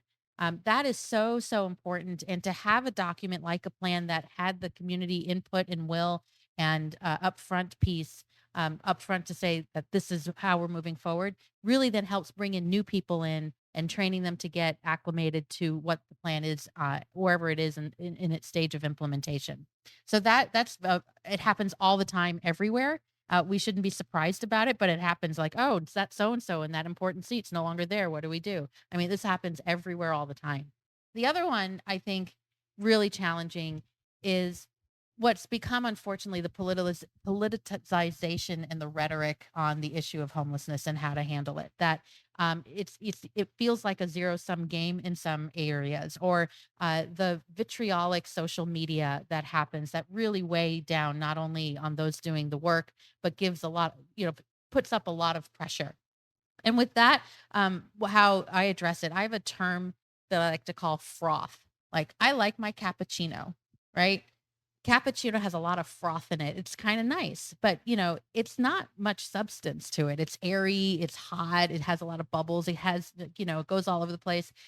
That's there, and it's a part of what's going on, but you got to stick with the coffee. The coffee is what wakes you up in the morning. The coffee's it's what keeps you moving forward. And sometimes we pay too much attention to the froth and not to the coffee. So beware of froth. Got it. We will hashtag that later. Cody. Now I'm just thinking about froth. No, I agree with all of that. I think something that I was thinking about as it relates to the state is right, and the work that we're doing, hopefully in partnership with you all, is like everyone who works in this sector knows that we are fighting a battle against decades and decades of less support and funding than we need to make actually a change in the system that we want to see, right? And then, the pandemic happens and suddenly there is an influx in funding in many different ways. And I think something that we saw was that not only can we do the work when there is that funding, but also sometimes that funding is really hard to access when there's when there is funding even, it can be very difficult. And so something that we are thinking about as the state is the funding that we do have, right, trying to make it more accessible and trying to make it easier to understand like what can be used where, make sure it is coordinated, like I mentioned before, across state agencies and departments, because we know that when things are complicated or duplicative or whatnot, what that means is that all of you are looking at this being like, why am I filling out this form again? Like, why are we collecting this data but in this separate form? So really what we're trying to do is hear from you all and hear that experience, and you know you are our end users in many ways, to use that terminology, and really understand how to improve the system at the state level so that you all can do your work with thinking about us as little as possible, hopefully. And one of the ways that we do that, just as an example, is we have what's called the Strategic Spending Guide that is on our website. It is literally a document designed for the folks in this room who are, you know, applying for funding or making decisions about state and federal funding. And it's a document that says, here's all the state and federal funding that exists. Like, here's the eligible uses for that funding. Here's where we think that you could utilize this funding over that funding, et cetera. And I will say, you all are getting a preview, we are about to release an updated version of that document in like a few weeks, which the wonks at Cal ICH are very excited about, and hopefully other folks are too. So that's just one thing that we know. And the other thing that we know is really a challenge that we are hoping to work on, and it's a core principle for us at Cal ICH, is lifting up best practices when it comes to the work around racial equity. We know that that is something that all of you contend with, and in different ways, you all have different communities that you are serving. And we know that there's really good work happening. So how do we share what one city is doing with the rest of the state? How do we lift up what one county or one COC is doing with the rest of the state, and actually provide resources so that those things can be implemented across states? And we can actually not just provide a webinar and information, but really like provide resources and training where it's useful. Because we know that information is great, and y'all are busy using the resources that you have to the max capacity. So really trying to understand where we can add value there. Thanks. Those funding crosswalks during the pandemic, clutch. Thank you so much. Justin. All right. So the three big challenges that came up during our at-home plan development were really the lack of local collaboration and coordination, sort of the finger pointing, not having defined roles and responsibilities, particularly between counties and cities, and then the lack of ongoing funding. And so, not everywhere around the state is having this great local collaboration that exists here. There are some parts of the state where it is more difficult to get everyone together in the same room and to be coordinated and to be, moving forward together on what the plan is and how the funding should be used. And so now with, again, the new requirements in AB 129 and the next round of funding for the Homeless Housing Assistance and Prevention Program, there will be those opportunities where everyone will have to come together. So now that collaboration is going to be required. So we think this is greatly going to further those local partnership efforts. And then in order to receive any of that funding, which is obviously a huge, significant funding source for what can be done with homelessness response at the local level, you'll need to sign an MOU as a county or a city and a COC defining your roles and responsibilities. And so this will really help bring everyone to the table to say, hey, I'm committing to do this work. This is the responsibility of this city or this county. And now with that being a requirement, we don't think it'll help get rid of some of those finger pointing challenges that exist in different parts around the state. And the last one, while there is not yet an ongoing funding commitment for the HAP program, there is a significant amount of funding this year, and everything that's going to happen with the local plans, that's going to help make the case for additional funding. So either both in terms of like, here's, everyone coming together, community organizations, cities, here's all the work we want to do. But we can't, either do everything within the current plan because of we needing more funding, or, we need ongoing funding to make those long-term investments over a longer period of time. The amount of work that's going to come together for this plan should really be something that guides, a county and a COC's work over the coming years, not just for 1 year. And so we're really excited about the possibility of what exists with this next round, and we think it'll help overcome some of those challenges. Thank you. Genevieve, you get to see it firsthand. You get to hear it firsthand. Yeah. That is such a loaded question, Roxanne. But no, it's a wonderful question in the sense that so our vision at the coalition is for us to make sure that homelessness is rare and brief, and that everyone is met with dignity at every step of the way. So the key word there is that it's rare and brief. We acknowledge that there's also things that we can do. We're not going to stop from folks losing their housing. So when they do lose their housing, we can make sure that they have the resources available to them so that they are met with dignity and respect every step of the way once they do lose their housing. So right now, in a sense, there's a lot of folks that first challenge is making sure that we have a continuity in services. We're continuously building affordable housing, continuously building permanent supportive housing, transitional housing, emergency shelters. It doesn't end. Right now, I'd say one of the biggest things is we don't have enough housing, right? We hear it every day. We just don't. So emergency shelters is not really emergency shelter. It's really folks stay there for a really long time. It's not for one night or 2 nights. It can be for months. Transitional housing, we're seeing folks that really need more than just 2 years. Same with rapid rehousing. And same permanent supportive housing, we always echo here is the best solution. We want to make sure that those that are chronically homeless get placed into housing first, right? Making sure that we get them into permanent supportive housing. So there's a bottleneck. We need to name that. We need to create a continuity in services, making sure that we're always building, always making sure that we're growing with the population, right? That's just kind of the reality. And so that I would say is one challenge. That we're working on, right? We're the system. So we're making sure that we have a system that can work for the people, for our community. The second one, I would say my roots are in case management. And I would say case management, making sure that case managers have the resources necessary to be successful to support folks experiencing homelessness. And the reality of it is there's not enough funding for agencies and for even us to be able to support staff at the level that they, number one, deserve, as well as for their own continuity and for their own well-being. So I would say that that's something also a challenge that we see is we want to make sure that we have strong staff that are here for a long time that can support and do the work. There's a high burnout. National Alliance to End Homelessness actually did a wonderful report and survey around case managers and service providers. And so it's really digging in, seeing how we can create and support them with resources that we have access to. But it's kind of a trickle down effect. There's only so much money that we receive in homelessness. So I'll stop there for those two challenges.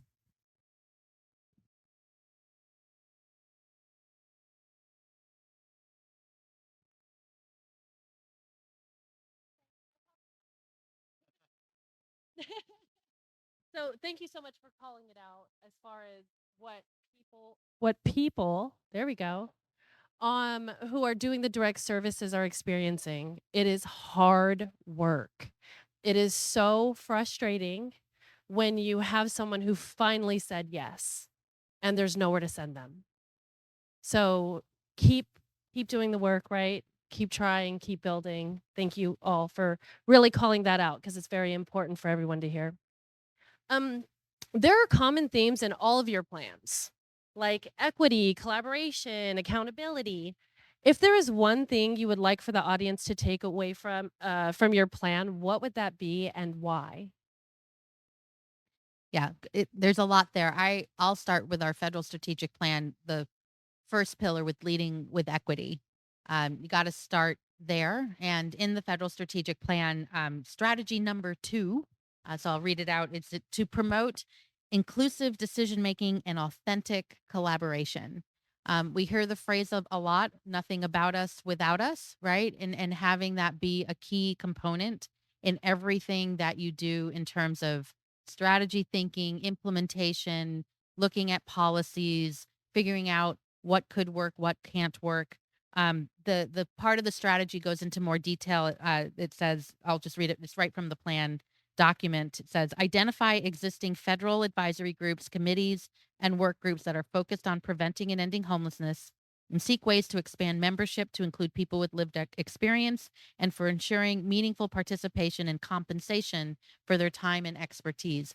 And that was talked about already quite a bit during the panel, but how important it is to authentically make that work. I was at a community recently, and they were talking about looking at the issue of mostly broken down recreational vehicles around city right-of-ways area and what to do about it and some of the issues around it and how to get people connected with services and what are the enforcement related things? How does that impact the people who are living in the RVs? I mean, all these questions have come up.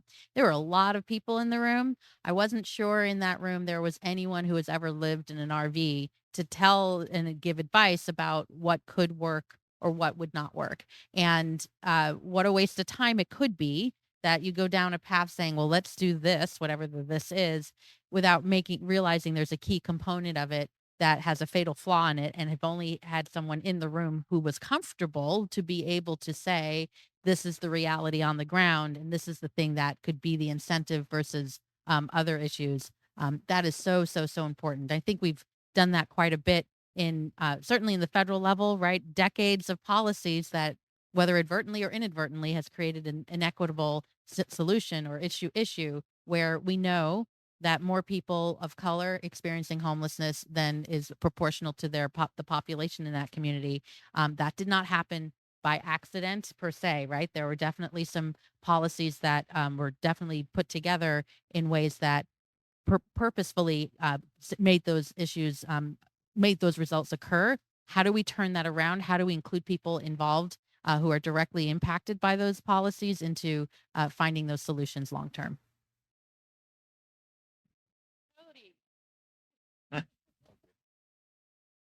Yeah, I think one of the things that in looking at the plan that I was thinking about for this group, right, is that it includes a lot of words, right? There's a lot of activities in there. There's a lot of projects going on. And I think that is useful information for people to have. But more than that, I think the thing that I hope people take away is like the potential for the state to be a partner in this work, right? Because ultimately it is you all who are on the ground doing this work, and you all that need to be supported and sort of know what support you need. So I guess my takeaway is like, we want the engagement, we want your critical eye, we want your thoughts, we want your, experiences to inform the work that we're doing. And we are actually actively sort of expanding the role we hope to play in partnership, like with specific local communities. I mean, we luckily have a very good partnership with Monterey, San Benito counties. We have some of our staff are from the area, so shout out to them. But just like across the state, right? We want to be informed by your all's experiences so that where we can make change and where we can coordinate across departments and where we can streamline and direct funding, that's what we're doing. So if there's one takeaway, it's we want your engagement, we want your thoughts. So yeah, thanks for hearing us out.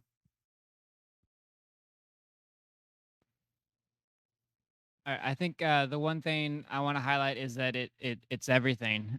You can there's not just one thing you can do to fix this issue or to resolve this issue. You can do all the great work, provide the nutrition assistance, the behavioral health services, help someone be stable in their life. But then if you don't have enough sufficient housing or housing that's appropriate for them available, they're going to continue to go down that path to homelessness. You can have these strong accountability provisions, but if you don't have the data that's tracking the work you're doing and helping inform, different improvements you want to make, again, it's not going to work as well. You can do the great outreach that's needed and connect with the individual, and they may be ready for those services or ready to move to a different phase. But then if you don't have the economic pathway for them to be able to follow through on that and make that commitment and have those opportunities. So again, I think you all know this, but that's what's reflected in our plan, and certainly what we want to highlight is just the continuing nature to be comprehensive in our work and to engage on all aspects that are needed because it's critical and vital. Thank you so much, Genevieve. Yeah. I would say if you work at a city or a county, get to know your unhoused neighbors. They're your residents as well. They're your constituents. Go with your local outreach team, with your local police. Monterey Cat team is here. I want to give them a shout out. They do such a wonderful job of doing outreach. Y'all deserve those applauses for sure.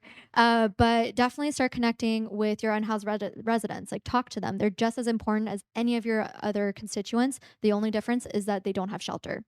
And so we want to make sure that we're connecting with them. For example, in our last local point in time count, we saw that 80% of Monterey County residents were from Monterey County before they ended up homeless. So not only get to know your unhoused residents, but also help us break the stigma. There's a heavy fog of stigma around homelessness, and I think everyone can talk to about in here that it's not. There's not one way, shape, or form that folks experience homelessness. It is families, it is children. There's folks, there's veterans, there's so many different folks that are affected by homelessness. And we know, I'm sure everyone in here can say that it's hard to make rent sometimes, and it's really inaccessible to even buy a property here, right? So for folks that have gotten not a super great hand from right from the beginning, it makes it that much harder. If, we're making, an income that is passable and we're having trouble, how can folks that haven't gotten the best hand at first can do that? So get to know your constituents without shelter.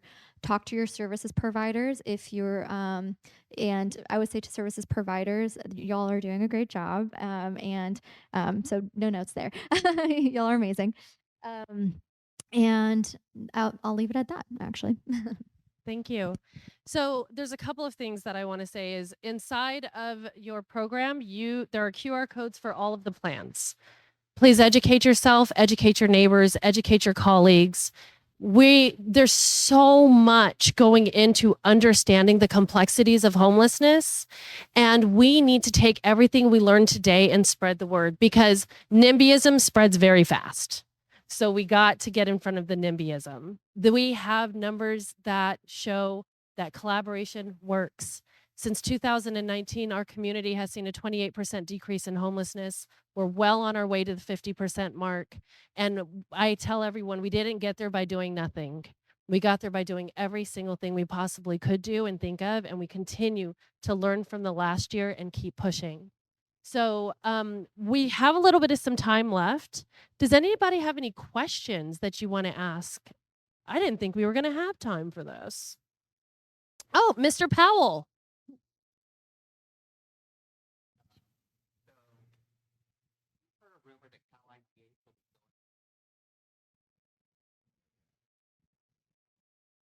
Yeah.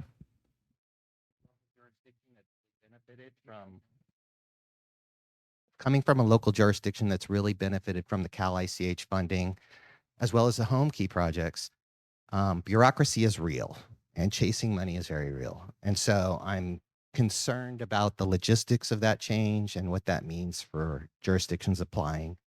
And also a secondary question is, family homelessness is huge. We have a share center with over 300 families on a waiting list. And this is a long-term facility that's meant as a navigation shelter. So I'm curious about funding that's particularly targeting families in the future. Yeah, thanks for that question. And I'll admit from the start that I am not our grants expert, so I'm not exactly the right person to answer those questions, but I will do my best, and we can talk offline as well, or after this as well. There was legislation that was passed this year that will take the grants from the grant portfolio from Cal ICH and move it to our sister department, HCD, so Housing Community Development. There aren't a ton of details about that yet, but what I will say is that the folks implementing our programs now are the folks that are planning to implement those programs going forward, as far as I understand. So I think what we are hoping is that, like, for the end users, of course, as we talked about, things don't feel that different. And I also will say that, like, something that we as Cal ICH are, like, we'll have an increased focus on, right, is not just our own grant programs, but what are the things we're hearing from our, local communities that were successful about our programs that we can then talk about with all of our council member departments and agencies, right? Like, what are the successes we're seeing in tribal engagement, for example, with our tribal HAP grant program, that we can then take from that program and say, hey, actually, we think that all of us should be working in the same way. So I don't have tons of answers about how exactly it will change in that way, but that's our hope, is that we shift our focus slightly from just like our own work, right, to actually the work of the whole state. And then in regards to family homelessness, I don't know about future funding. Like, I don't have a finger on the pulse of that necessarily. But I do think for us, right, calling out families, calling out what we're doing specifically for families is going to be a really crucial part of our new strategic planning process, right? As there are specific subgroups of this population that we know needs specific interventions, like acknowledging that in our plans and identifying who's going to be doing that and what funding is available for that is going to be really important. So thank you for calling that out.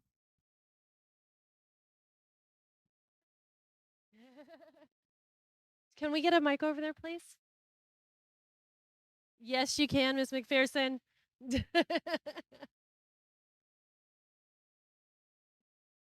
129. Yeah. What is it? Yeah, so it's an assembly bill. So it's a trailer bill. So what happens is they'll say this is what we're going to do, HHAP funds, right? When we talked about HHAP, and then there will be a trailer bill that comes behind it that defines what does HHAP look like. So we have in our community, Monterey County gets not that much. It's a little bit, what is it, like 3.5 million a year ish, which is going down because we are reducing homelessness. And that is a whole different conversation we'll have on a whole different day. But the continuum of care also gets money. So basically what AB 129, actually, does the state want to say? I just started talking. Okay. So my bad. So AB 129 basically, like they had said, means that our communities are going to have to work together. A component is we have to enter into a memorandum of understanding with our continuum of care as the County of Monterey. Our continuum of care is 2 counties, so they have to do this twice and do it with San Benito County as well. There's also another piece that says we have to do a minimum of 3 community input sessions where we talk to stakeholders like we are today and understand what everybody else thinks we should be spending the money on. And are there interventions that's missing in our community? Are there things that we're doing really well? It also requires that we look at how are we performing. Like, so last year we took a snapshot of our system to say who's experiencing homelessness. And then we're going to look at it again this year. This year, it also adds an extra layer of complexity because we're looking at disparities as well. And we have to create a coordinated plan with the continuum of care. So those are the main highlights of AB 129. I know you guys love reading this stuff, so all of it is available online. And also, you know, federal literature is one of my favorite things to read. So really get into it, understand it, because it'll make us so much better. You know, we're doing a great job at spreading the word, but we need your help to continue spreading the word. We only have a few more minutes. If you have not adopted the plans, the Lead Me Home plan, and you work for a jurisdiction, please do that. Say you're on it. Okay, we have a couple more questions. We have 1 minute. Room for one more question. I do want to go to Jago. I'm sorry, I saw his hand first, Katie.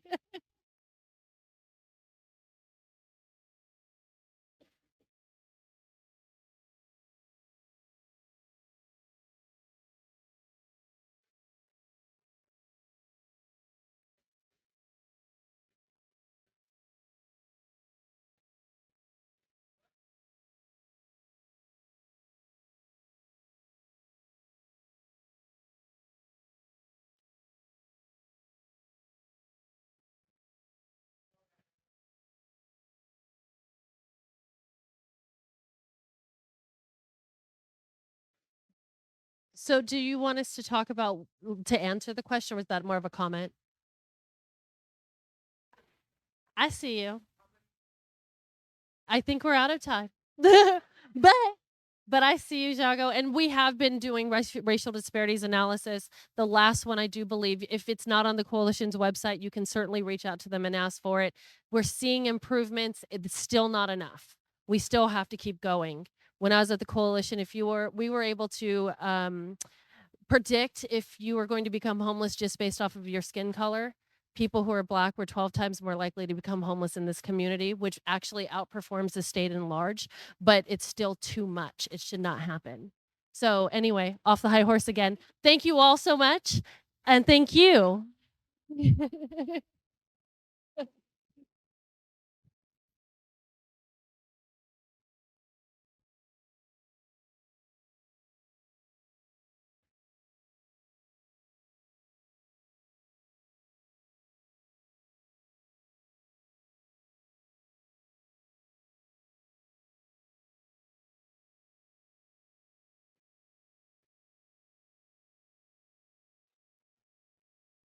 Hi, everyone.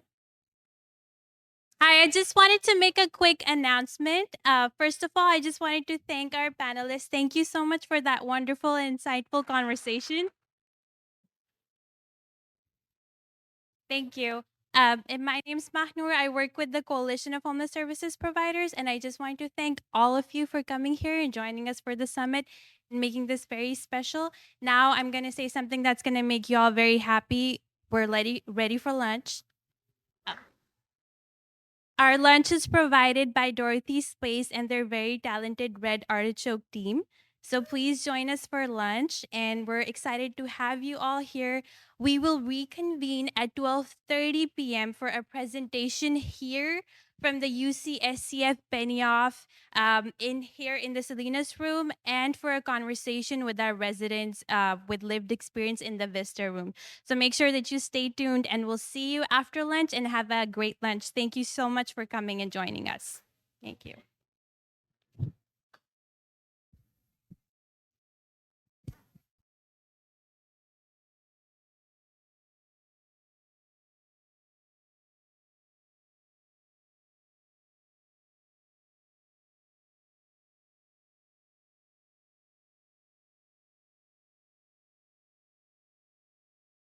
Testing.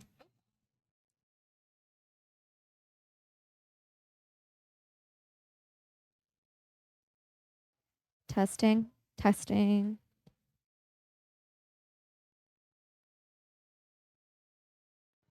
Testing. Testing.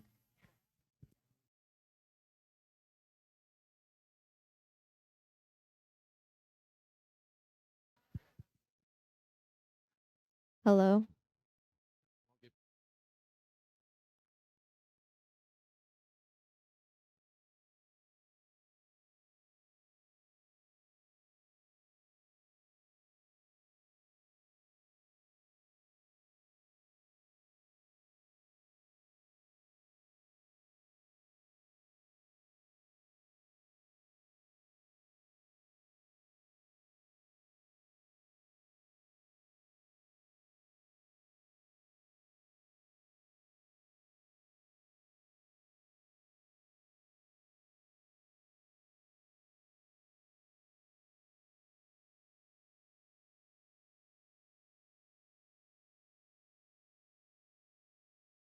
The UCSF Benioff Homelessness and Housing Initiative released the largest representative study of homelessness in the United States since the mid-1990s, providing a comprehensive look at the causes and consequences of homelessness in California, and recommending policy changes to shape programs in response. Please help me welcome the co-author of the report, Ms. Tiana Moore.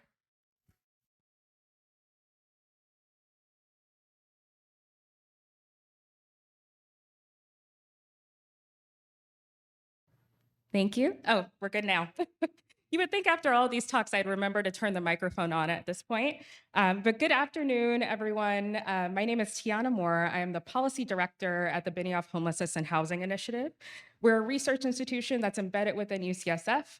And within that organization, my primary role is to take the really rigorous research that we conduct and translate it in a way that resonates with policymakers, that resonates with our advocacy partners, so that they can take the data that we have and use it to further their efforts across the state and at the federal level as well.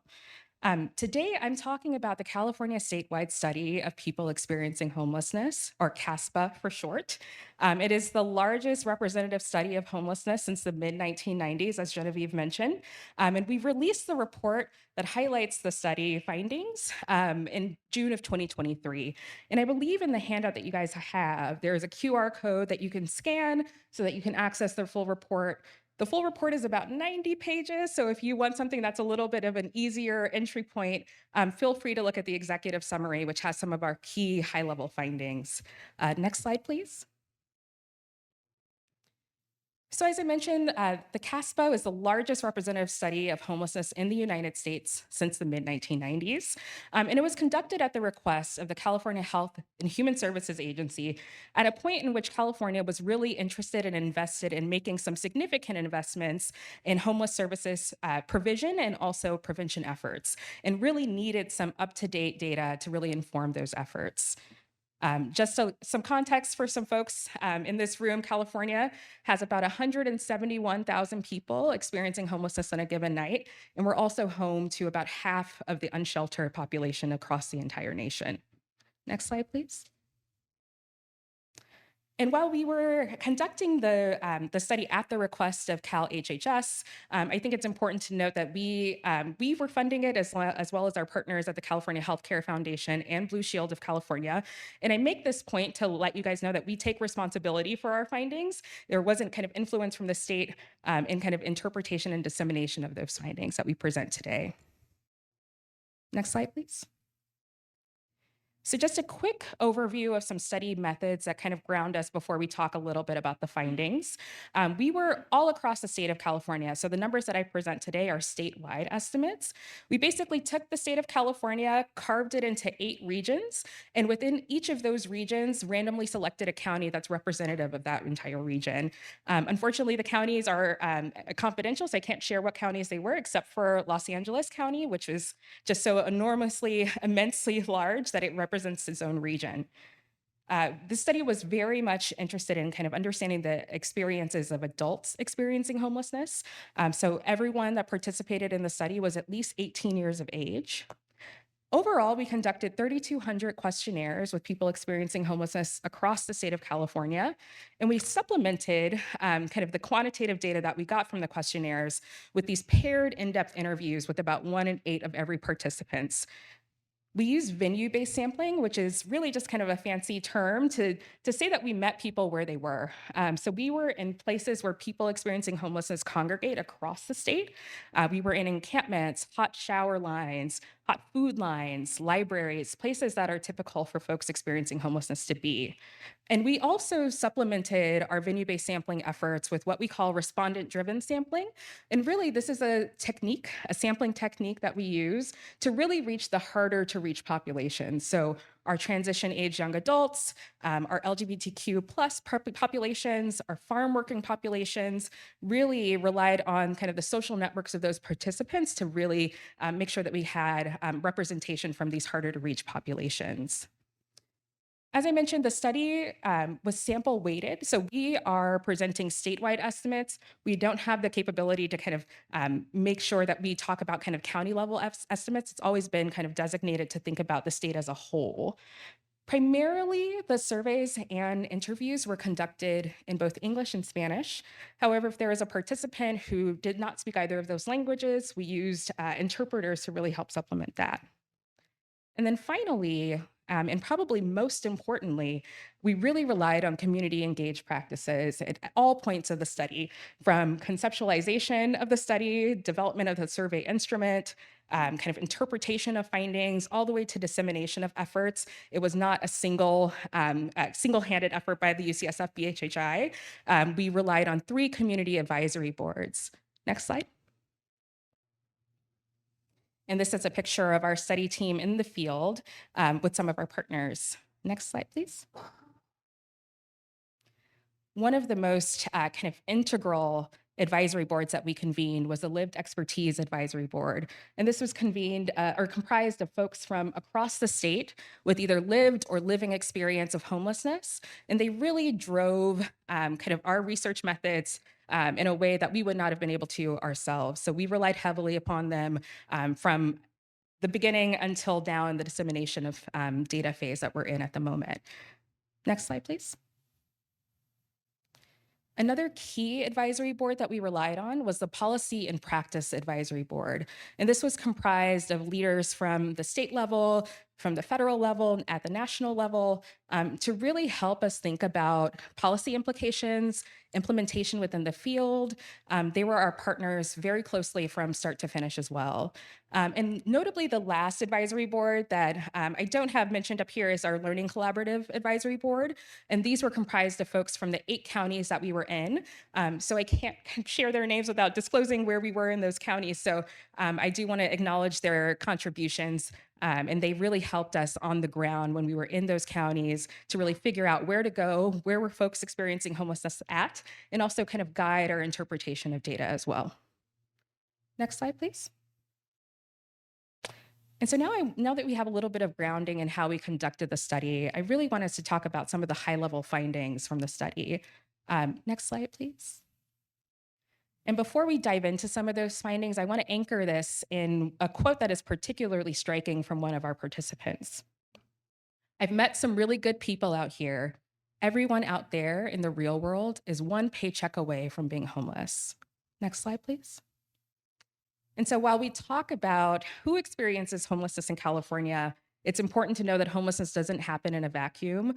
We are living in structural conditions that are conducive to homelessness within the state, namely the lack of affordable housing within California. And so while we are talking about kind of individual characteristics of who experiences homelessness, it's important to note that they are all living within these structural conditions in which homelessness kind of proliferates.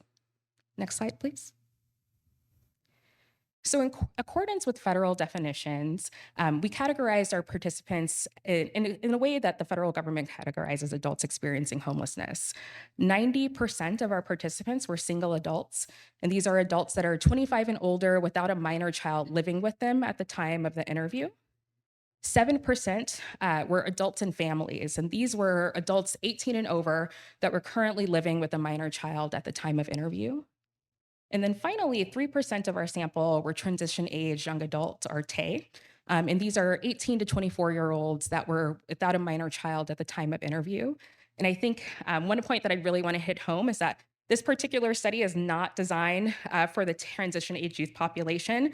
So this is not a statement of the size of the population. We recognize that even with our best efforts to employ respondent-driven sampling and other techniques to really reach this hard-to-reach population, the methods that you use for transition age youth are very different than the methods that you use for adults that are 25 and older. And so this number of 3% should not be interpreted as a statement of the relative size of the TAY population within the state of California. So while we had 7% of adults in our sample classified as adults and families, it's important to note that there are many single adults that had children that weren't living with them at the time of the interview. So among our single adult participants, 30% indicated that they had a minor child that just was not living with them at the time. 10% said that their children were in CPS custody at the time. And I think perhaps most strikingly, 8% said that they had relinquished custody of their child currently due to homelessness. Next slide. So with regard to participant demographics, perhaps unsurprisingly to many in this room, communities of color are greatly overrepresented in homeless populations across the state and nationwide, Black and Indigenous communities in particular. When we look at our sample size, or our sample in the study, 26% of participants identified Black as one of their racial identities. But when we look statewide, it's about 7% of people who do so in the general California population. With regard to Native American, Alaskan Native, or Indigenous identity, about 12% of our participants indicated one of those racial identities. However, when you look at the state as a whole, it's about 3%. And I think it's important to note that 12% is strikingly high, and that number is high even without us kind of visiting tribal lands for the study. With regard to gender, 69% of our participants were cisgender men, 30% were cisgender women, and 1% identified as transgender, non-binary, or another gender identity. When we look at our transition age young adult population, it's about 6% of individuals who identify as trans, non-binary, or another gender identity. The median age of all participants was 47. The youngest person that we interviewed was, of course, 18, and the oldest person that we interviewed was 89 years old. When we look at the median age of just single adults, it's very clear that California's single adult homeless population is aging in particular. The median age of single adults in California was 49. 48% of those single adults were 50 and older at the time of our interview, and 41% of single adults 50 and older at the time of interview first became homeless at 50 or older. So they were just experiencing this kind of late onset of homelessness. Next slide. Episodes of homelessness were long. The median length of the current episode of homelessness across all of our participants was about 22 months, so very close to 2 years. And 1 in 3 participants met federal criteria for chronic homelessness. So this requires both this kind of temporal criteria, so the duration that you're spending your current episode of homelessness, and then also a disabling criteria that's paired with it.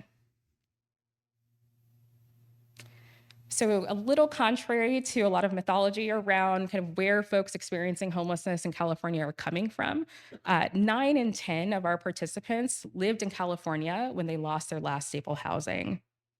So participants that we enrolled were from California.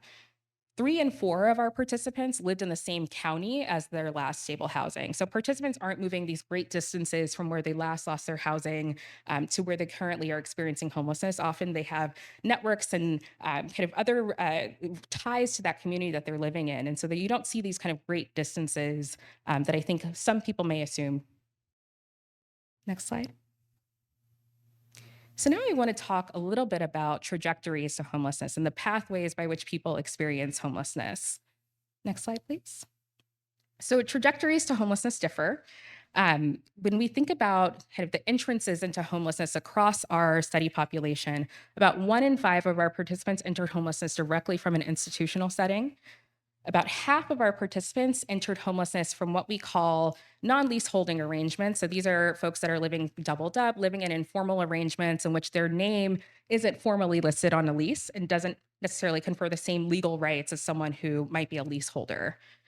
About 32% of our population came from what we call leaseholding arrangements. It was primarily rental agreements that people had their names on. About 3% of our population came from a mortgage holding situation.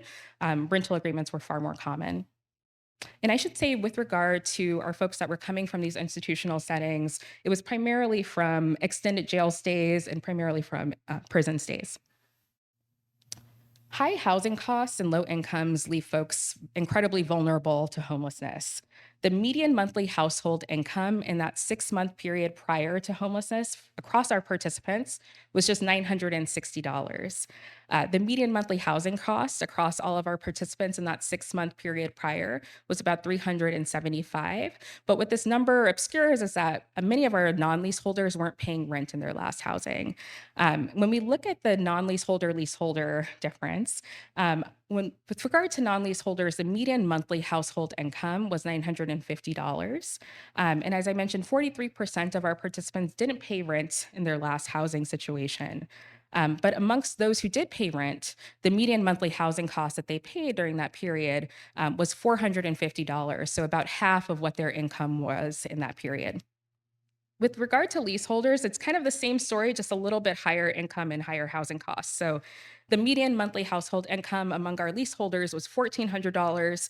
The median monthly housing costs were $700. So again, paying about 50% of your very low income to begin with on housing costs. Participants had very little warning prior to losing their last housing. Across all of our participants that came from housing, the median warning that they said that they received before they knew that they were losing their housing was just 5 days. When we look at non-leaseholders, it was a single day that they reported. And amongst our non-leaseholders, I think we were all particularly surprised by this, but 10 days was the notice that they reported. And I think It was especially surprising because of the legal protections that renters have in California. But what we kind of untangled from our qualitative interviews is that people left at the threat of eviction even before a formal eviction was really filed. Next slide, please. So we asked our participants to both tell us a little bit about what you contribute or what you attribute to the reasons that you left your last housing. And we also asked them to identify what they consider the primary reason they lost their last housing. When we look at all participants, about 12% indicated that lost or reduced income was their primary reason for leaving their last housing. Next slide, please. When we look at our non-leaseholders versus our leaseholders, the story differs a little bit. So for our non-leaseholders, these kind of interpersonal reasons, so conflict among residents or didn't want to impose or wanted your own space, really emerged to the top as some of the primary reasons for leaving their last housing. And what really became clear in the qualitative interviews that we conducted is although individuals were kind of naming these very recent and immediate kind of interpersonal conflicts as the reason that they lost their last housing, there was some economic shock and economic precarity that really preceded that caused them to live in these kind of tenuous situations that were overcrowded and not kind of an ideal housing situation. So while they kind of identified this immediate interpersonal reason, it really is clear that an economic upstream cause really precipitated their downward trajectory into less than ideal housing situations. Next slide, please. When we look at our leaseholders, about 1 in 5 leaseholders indicated that lost or reduced income was the primary reason they left their last housing. Next slide.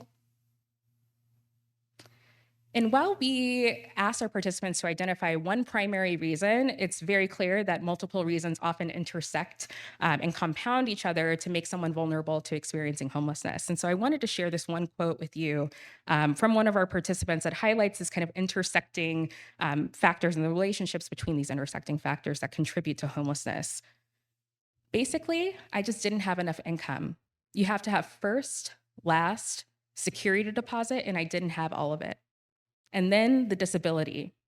After my parents died, I was on my own. So then I really started to suffer and see all the hardship you have to go through to get housing and with a disability. Next slide, please. So we wanted to understand the types of help and support people sought prior to experiencing homelessness. Pretty strikingly, about 1 in 3 of our participants, only about 1 in 3 of our participants indicated that they sought help from any source during this period prior to homelessness. And this was most commonly from friends and family. About 23%, or a quarter of our participants, indicated that they received help.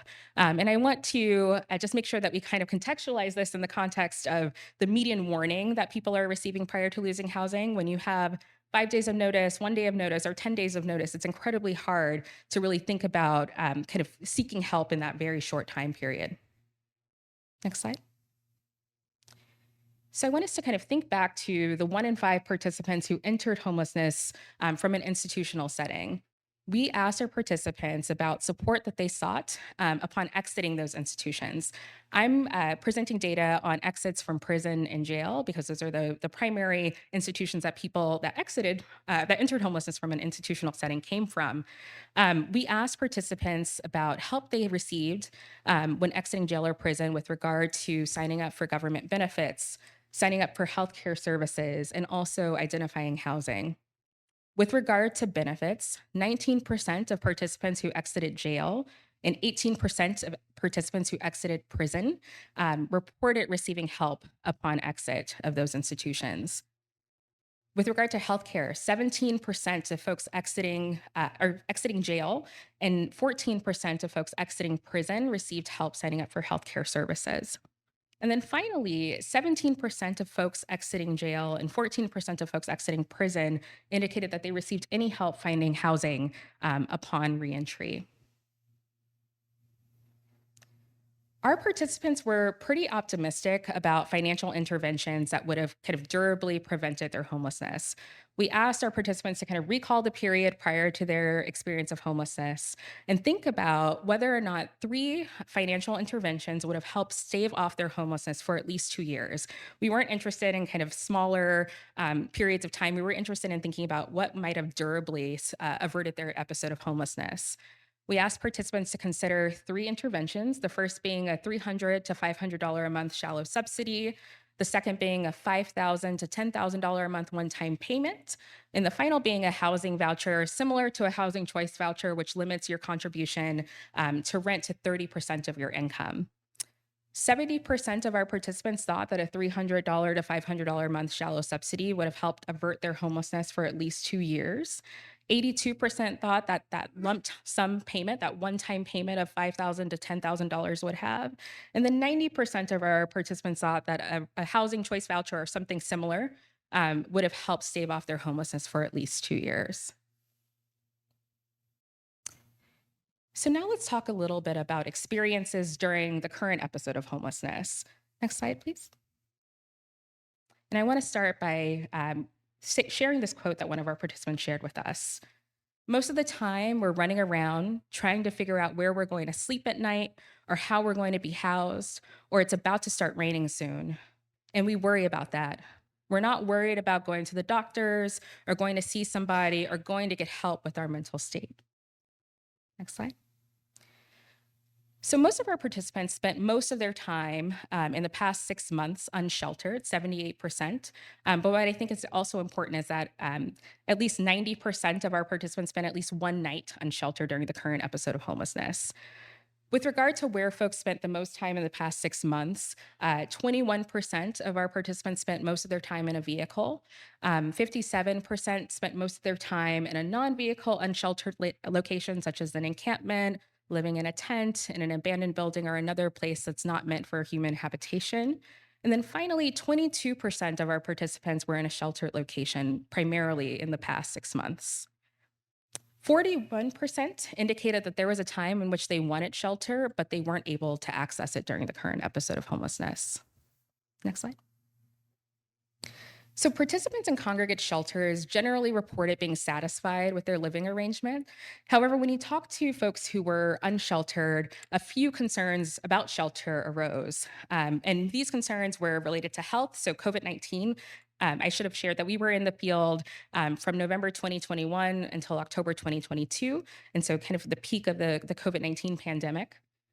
Burdensome rules. Oftentimes we talk to participants and they just want to be treated like everyone else. They want to be able to kind of go and be able to live in a place that does not kind of restrict their movement in the same ways that some shelter rules might. We also heard from our qualitative participants that oftentimes some of the burdensome rules actually impeded their ability to work because of their kind of non-standard work hours. And then finally, they didn't perceive congregate shelters as useful resources to actually find permanent housing. Next slide. The health of our participants was extremely poor. Self-rated health is often used by researchers to really predict kind of future mortality and future hospitalizations. Fair or poor health status in particular are the two metrics that kind of indicate these kind of future adverse health outcomes, so future hospitalization, future mortality. 45% of our participants indicated that their health was fair or poor. And to situate this amongst the general kind of US population and what they report, it's about 14% of the general US population that reports fair or poor health. About 2 out of every 3 of our participants had at least one chronic health condition. And then finally, about 1 in 3 of our participants reported a difficulty with an activity of daily living. So the ability to dress yourself, the ability to walk across the room, all kind of related to functional ability. Next slide. Perhaps one of the most striking findings that kind of took our breath away as a research team was the findings that we had around pregnancy.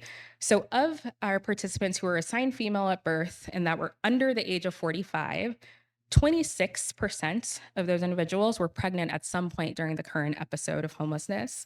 And further, 8% of those individuals were pregnant on the day that we interviewed them.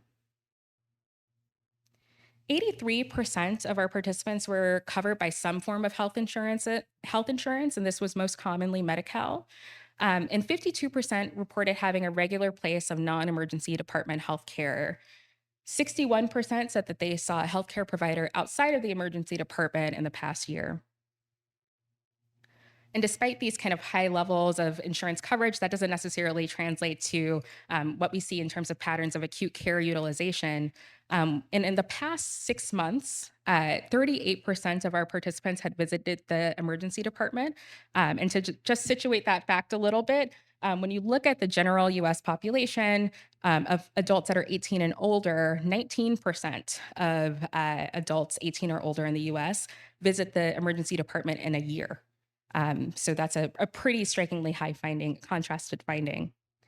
21% of our participants had an inpatient hospitalization for a physical health reason, and then 5% of our participants had a recent psychiatric hospitalization, so a psychiatric hospitalization that happened in the prior 6 months.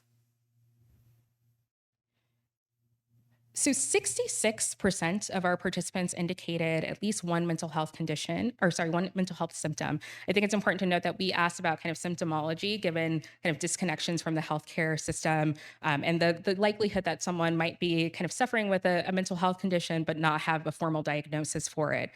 And while 66% of our participants indicated at least one mental health symptom, this was primarily driven by anxiety and depression. So 51% of our participants indicated that they had experienced symptoms of anxiety in the past, during this current episode of homelessness, I should say.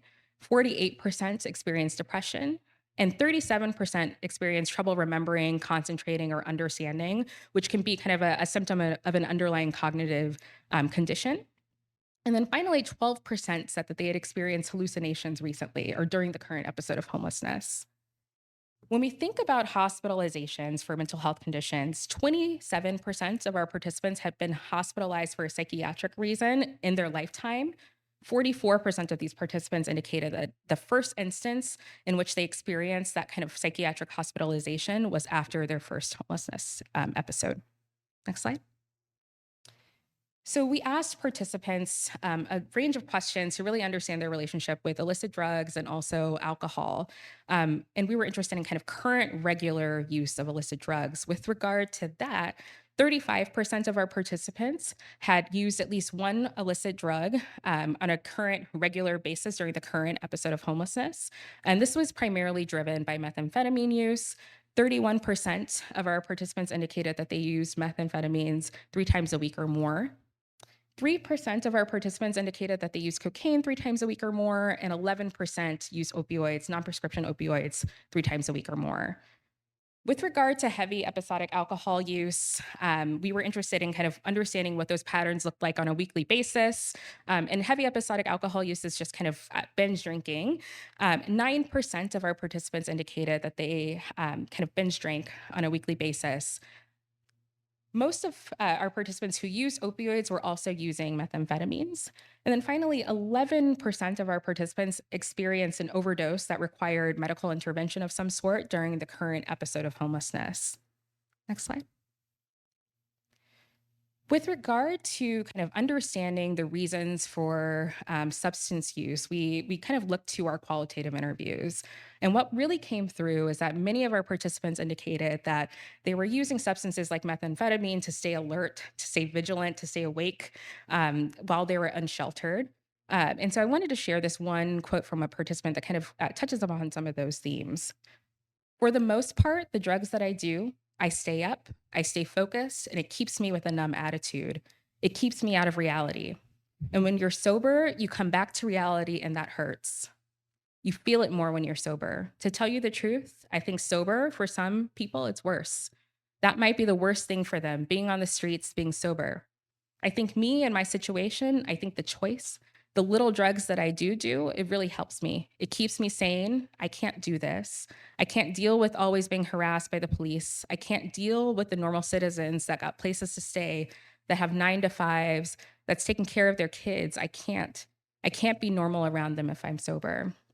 And so while participants talked about kind of using substances as a way to kind of stay vigilant and maintain their safety, many also talked about using substances as a way of self-medicating themselves. Next slide. Homelessness limits access to behavioral health treatment, and I think this is particularly important to keep in mind as we have these kind of current conversations in California about forced treatment. 35% of our participants who reported current regular illicit drug use or weekly heavy episodic alcohol use, indicated that they wanted treatment but weren't able to access it. And then when thinking about kind of the mental health symptomology that we talked about, only 18% of our participants received mental health counseling or psychiatric medications in the past 30 days. Next slide. So we have been trying to kind of noodle with our data a little bit to understand what proportion of our participants might need a little additional support when they're in housing. And so we looked at kind of acuity measures of substance use and also of a mental health condition. So we looked at all participants who reported either current regular illicit drug use, heavy episodic alcohol use on a weekly basis, current hallucinations, or a recent psychiatric hospitalization. And across our participants, 47% of our participants indicated that they had either of those kind of conditions. So would probably need a level of support that permanent supportive housing would be able to support. With regard to incarceration, our participants had high levels of carceral involvement during the current episode of homelessness. 30% of our population went to jail during the current episode of homelessness. And this is probably a little bit of an underestimate, because if you have a jail stay that lasts longer than 3 months, your episode of homelessness automatically kind of is considered to start again. And so these are just the 30% of our participants who had gone to jail during the current episode of homelessness, and the jail stay was a short-term jail stay. Our participants experienced high levels of violence enacted upon them during the current episode of homelessness. With regard to physical violence, 1 in 3 of our participants indicated that they had experienced a physical assault during their current episode of homelessness. And of those participants, about half indicated that the perpetrator of that assault was a stranger. When we look at sexual violence, about 10% of all of our participants indicated that they had experienced sexual violence during the current episode of homelessness. And again, when you look at who the perpetrator of that sexual violence was, 54% of our participants who experienced that sexual violence or sexual assault indicated that the perpetrator was a stranger. And I think this is an important contrast when thinking about kind of the perpetrator of violence. We asked this question of our participants about kind of their lifetime experiences of violence and violence experience prior to homelessness.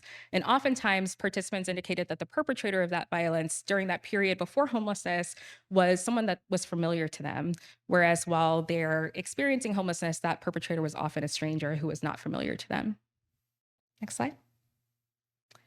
With regard to labor, employment, and income, we saw very lengthy disconnections from the workforce across our participants. And these are both kind of the informal and formal labor markets.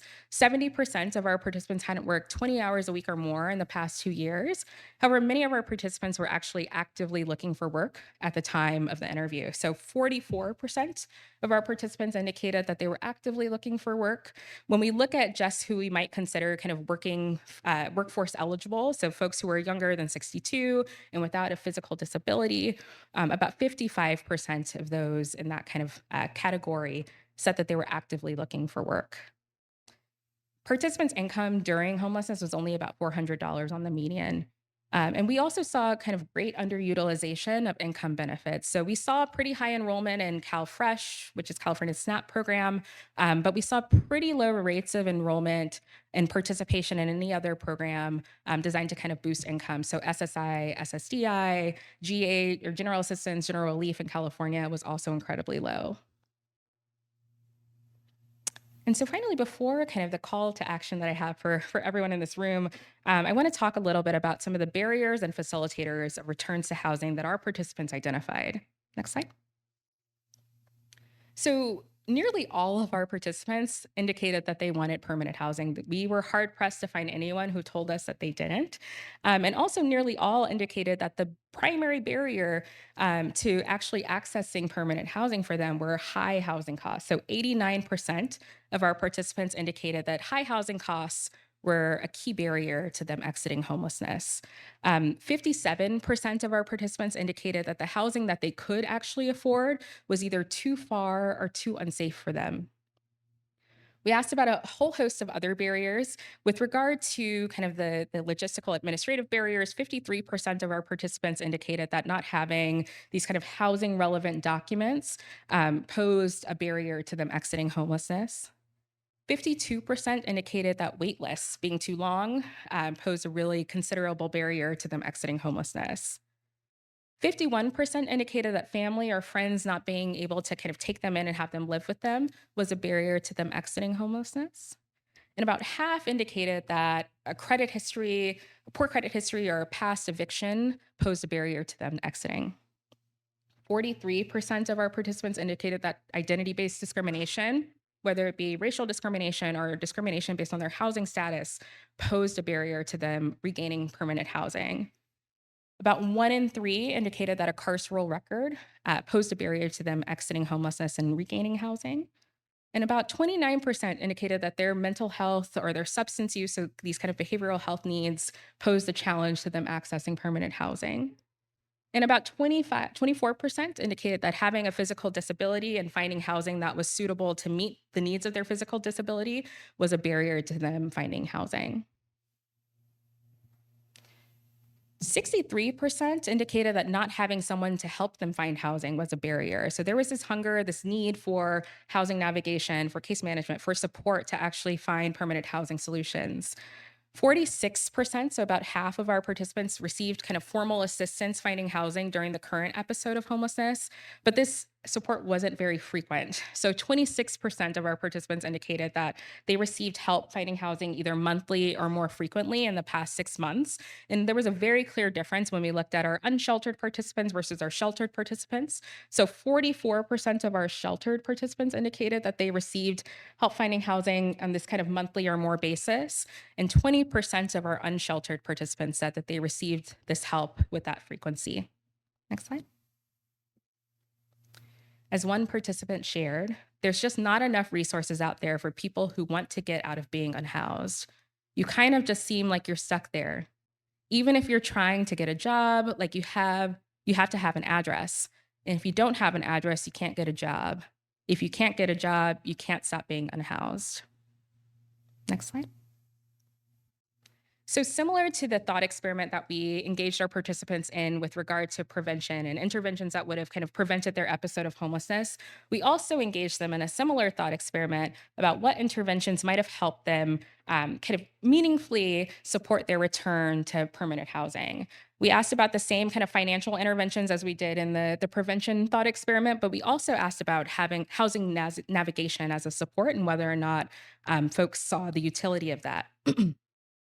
With regard to the monthly shallow subsidy, 86% of our participants indicated that that would help them meaningfully kind of regain their housing.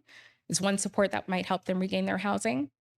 95% of our participants thought that a $5,000 to $10,000 kind of one-time payment would help them do so.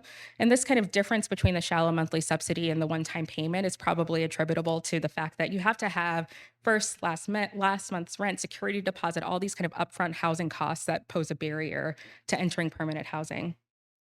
With regard to a housing voucher similar to a housing choice voucher, 96% thought that this would actually meaningfully support their return to housing. And 94% of our participants thought that having a housing navigator or someone that's kind of designated with helping them find housing would help meaningfully support their return to housing. Next slide. So now I want to just kind of take some time and talk through some of the high-level policy recommendations that we have. This is by no means an exhaustive list. If you're interested in kind of the full scope of policy recommendations that we have, I highly suggest taking a look at the full report. But there are a couple of high-level findings or high-level recommendations that I just want to amplify within this room today. Next slide.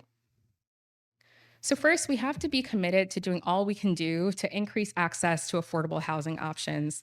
I want us to recall that the median monthly household income in that 6-month period prior to homelessness for our participants was just $960. And the housing costs were about half of that. But the challenge that people had was once they lost their housing, it's nearly impossible to replicate that at the amount that they were paying before. So we need to think about expanding deep rental assistance programs, housing choice vouchers, thinking about kind of, amplifying and expanding the availability of housing choice vouchers, the availability of similar rental subsidies that really kind of limit the amount that someone has to contribute to their rent to make sure that it's parallel to what they can afford. We need to think about ways to support usability of existing subsidies. Many of our participants shared that even though they might have had a rental subsidy, they need that extra support to actually find it. And also many of our participants talked about discrimination that they faced in the housing market. And so doing anything that we can do to really support the usability of those housing markets on the rental market is incredibly important. We need to think about incentivizing housing production, both using existing mechanisms that we have in place and also rethinking kind of ways to use the building infrastructure that we have now, the land that we have right now. Many of our participants were open to the thought of shared housing as a way to kind of expand availability of housing available. But what they really highlighted was the need to make sure that this was paired with kind of mechanisms that give them agency and choice of who they live with to make sure that there's a good match. And then finally, 60 or about 50% of our participants entered homelessness from these non-lease holding arrangements, often living with family or friends. We should think about kind of piloting monetary support to facilitate shared housing with family and friends. What we saw, and I think it comes a little clearly through the notice that people had that are in these non-leaseholder arrangements, is that oftentimes a person wasn't able to financially contribute to rent, which caused tension within the household, which ultimately precipitated their homelessness. And so anything that we can do to increase that total household income, including piloting monetary support, is incredibly important. Next slide. We need to expand targeted prevention. We put our participants through these thought experiments, and while they might have been overly optimistic, we think that it's a pretty good indicator that, thinking about some of these interventions as a pilot might be a good way to go. So thinking about piloting that $300 to $500 a month monthly subsidy, thinking about piloting these kind of lump sum payment programs is a means to prevent homelessness, something that we should explore. We need to think about ways to slow down the process, right? So people lost their housing and they lost their housing quickly.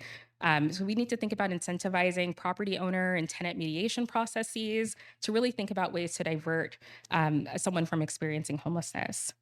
We need to think about increasing homelessness prevention in these institutional settings. About 1 in 5 of our participants entered homelessness directly from an institutional setting. We know where people are when they are kind of exiting these institutions, and it's a great opportunity to think about embedding more robust ways to support folks into permanent housing when exiting these institutions. And we also need to think about expanding prevention in these mainstream systems where extremely low-income individuals often receive services. Next slide. So as I mentioned, about 47% of our participants indicated some level of higher acuity behavioral health need. And so we need to make sure that we are matching the services and supports that we have available to match the behavioral health needs of this population. And that includes increasing access to substance use treatment, increasing outreach with harm reduction services, investing in promising treatments for stimulants. As I mentioned before, 11% of our participants experienced an overdose during the current episode of homelessness. So it's a matter of life or death to think about these interventions. We need to also link harm reduction and substance use treatment to emergency departments. We had high levels of folks, 38% of folks who had been to an emergency department in the past 6 months. That's a great opportunity to think about intervening with these supports that they might need. We also need to increase the availability of permanent supportive housing, and also not just increasing the availability, but making sure that the services that are embedded within permanent supportive housing actually meet the level of need of the population that's living in that particular community.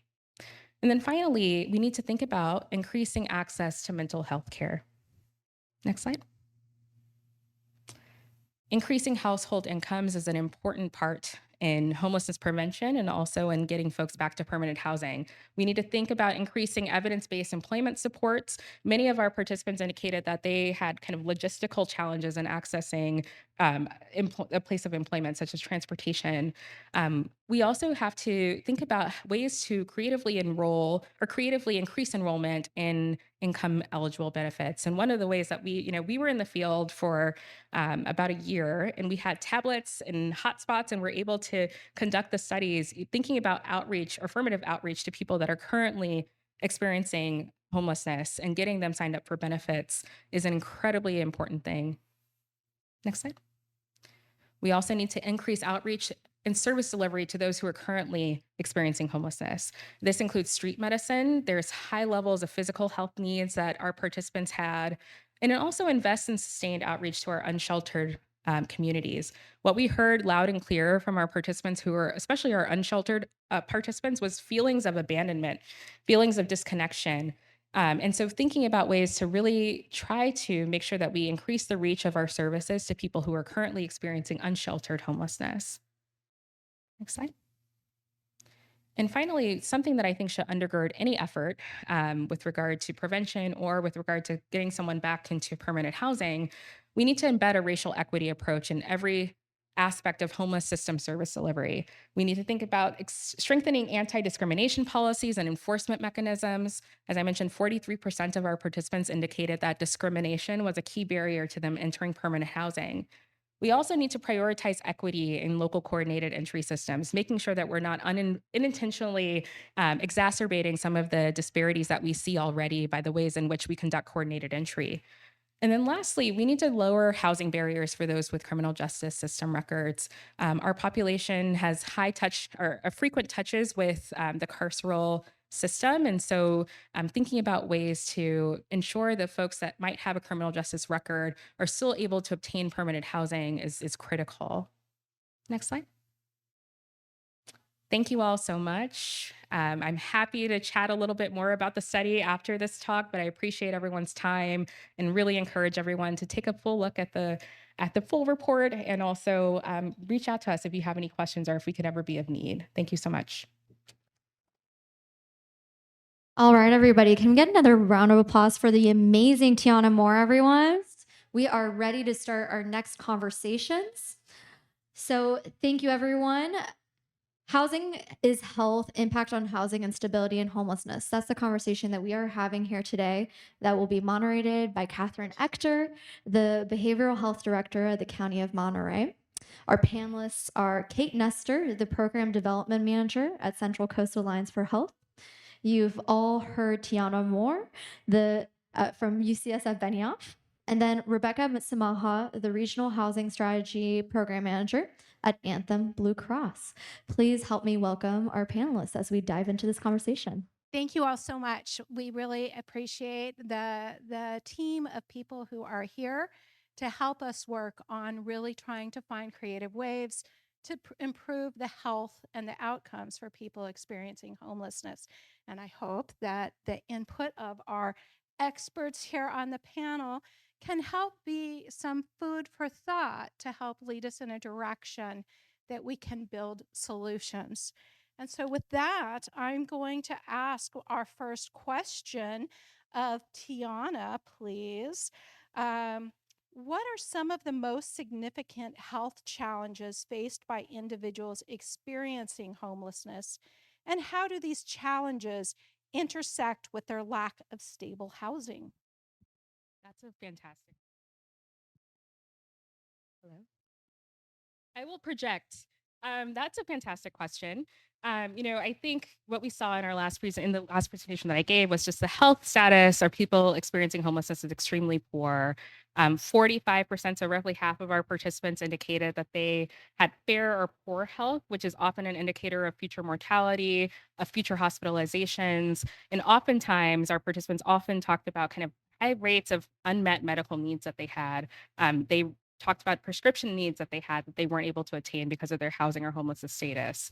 One of the things that is particularly striking for me from the data from our study are the high levels of functional impairments that people had. So difficulties with mobility, difficulty dressing yourself. And I think that, we're at a pivotal moment right now where we need to think about creating housing that meets the needs in terms of functional impairments, and also creating shelter options for people, because oftentimes what we heard in our qualitative data is that people have these kind of functional needs that shelters weren't able to meet, and therefore they were kind of outside and outdoors because of that. One thing I also underscore is kind of the difficulty of managing chronic health conditions when you're living outside, living unhoused. 60% of our participants had at least one chronic health condition. And I will say that that's probably a great understatement, because those are just the health conditions that people know about. Many folks are probably living with chronic health conditions without even knowing. But it's incredibly difficult to manage those chronic health conditions when you don't have stable housing, when you don't have a bed to go to at night. And so the intersection between poor health outcomes and homelessness is very clear. Thank you so much. Rebecca, would you answer the same question? Absolutely. This is working. Fantastic. So, adding to Tiana, and, I think speaking to maybe a quote from one of your study participants that, when you're living on the street, and you're navigating kind of your daily situation, asking someone to navigate a really complex health system to, access an app or have access to technology. We know a lot of participants kind of have intermittent access to technology, can be really difficult to access those healthcare services. Something else that we often see is lost and stolen medical equipment. Just adding to kind of what you were saying, I saw a recent review of the comprehensive review of literature, and again emphasizes that we're seeing kind of frailty and geriatric conditions of individuals experiencing homelessness at 40 and 50 that we'd normally see in the general population at the ages of like 70 or 80. So that accelerated aging is really impacting this vulnerable population. Thank you so much. And Kate, would you please add your perspective?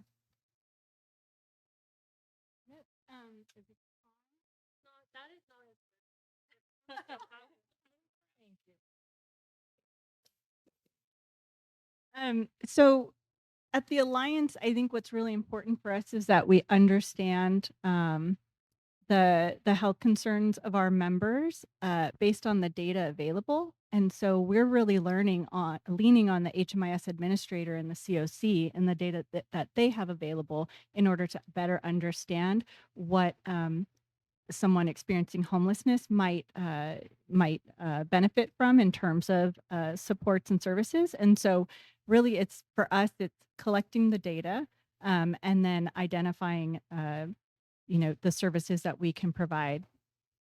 Thank you so much. I also want to add, from the behavioral health perspective, there are a couple of things that we know. I mean, and even though, only, 29% of the individuals surveyed, according to the Benioff study, indicated that they had a mental health condition. Just imagine what your mental health condition would be if you lost your job, if you lost access to your financial resources, and if you didn't have friends or family who could help you out. You tell me what your mental health condition would be in a month, in 6 months, in a year. And, nobody has to raise their hand on this one, but who would consider self-medicating with substances in order to help cope with that space that you would find yourself in? So the reality is, we know, yes, there's a housing problem. And yes, we know that there is a behavioral health issue that is facing people with the homeless problem.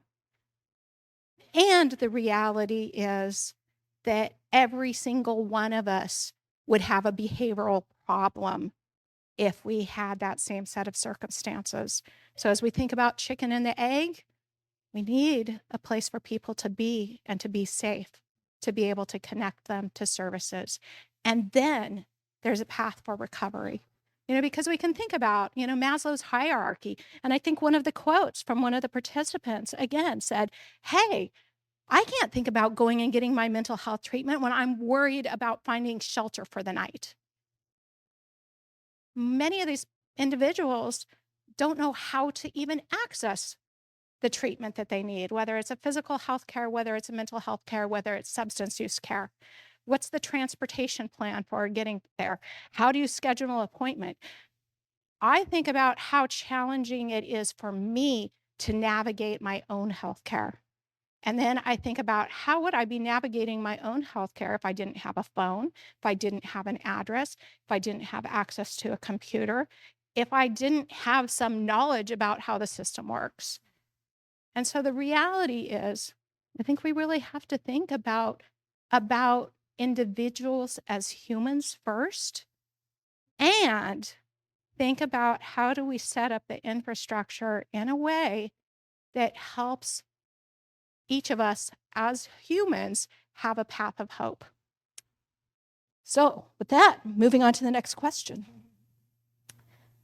Okay, Kate, would you share with us your perspective of how healthcare providers and homeless services organizations can work together to better address the complex health needs of individuals without homes? Are there successful models or initiatives that you can highlight? Yeah, I'd be happy to. So, for the Central California Alliance for Health, we are the local Medi-Cal health plan here in Monterey County. We're also in Santa Cruz and Merced County, and expanding to San Benito and Mariposa County in 2024. And so, first and foremost, I think it's the recognition that housing is health. That's a huge shift for the Medi-Cal providers, and in with CalAIM, the California Advancing and Innovating Medi-Cal waiver program.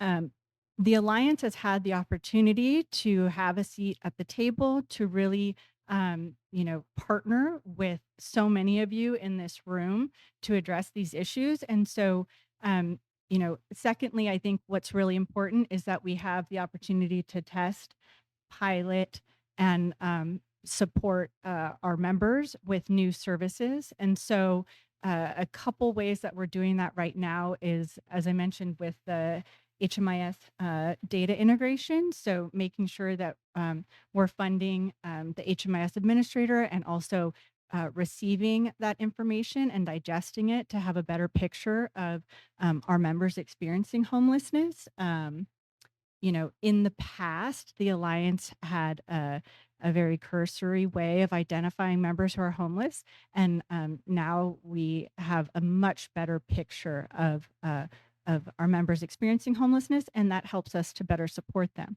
And then paired with that is the ECM community support program. So enhanced care management is an opportunity for care managers to meet members where they are, no matter where they are, and to provide more comprehensive support to members with complex health needs. And then the community supports program, there's a housing suite of what are considered in lieu of services. So they're services that are really meant to provide support with social services. And so there's housing navigation, the housing deposit. So Tiana, what you were talking about in terms of, the individual with the quote saying, well, I need that first and last month's rent. The housing deposit provides that. So Medi-Cal now, our managed care plan is able to reimburse for last month's rent, the housing deposit, and there's also support for utilities. So first month of utilities as well. There's housing transition navigation services and housing tenancy and sustaining services. So making sure that once I am housed, I can remain housed and have support talking to my landlord and those sort of things.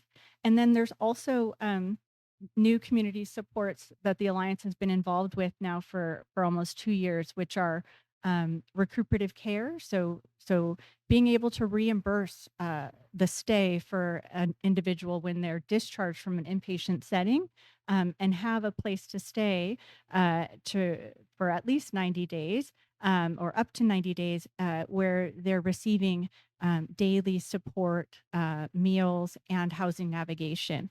And then relatedly is the bridge housing. So under CalAIM, that short-term post-hospitalization housing. And I'm looking at you all because many of you are our partners and our providers of these services. And so Medi-Cal has really had this great opportunity, the managed care plans, to get involved and to partner. And we're just excited to learn from the service providers and to continue partnering. Thank you so much. And I'm going to jump in here real fast, and then I'm going to go to you, Rebecca, if I could. You mentioned bridge housing, so as behavioral health, that's one of the things that we are actively working on right now. And so we got a grant from the state that is allowing us to work with the housing authority to convert an apartment complex that exists in Marina to be a bridge housing site. It's a 55 unit, two bedroom unit apartment complex. We're setting it up to be a shared housing environment. Again, looking at how do we wrap services around individuals. We'll be RFPing for a provider to operate and help people start navigating towards a permanency housing solution for themselves from day one of going in there. I know as Monterey County Behavioral Health, I know that right now we have over 300 individuals we're currently serving who are identified as homeless. That is just specifically for Monterey County Behavioral Health. So I'm looking at this as a place that there's 110 people prospectively at any given point in time that hopefully we can help navigate and find stability. This is going to be a 4-year program. I'm very excited about it. I also know that we're going to have to find resources to sustain this beyond 4 years, and that it's a starting point to meet the need. As I indicated, I know just on my behavioral health electronic healthcare records that I have 300 people already that need this level of care, that needs this support, and I'm going to be able to serve about a third of them. And that doesn't count to everybody else. So this is a start. It is not an end, but I definitely wanted to share that. And it's something that we're very excited about.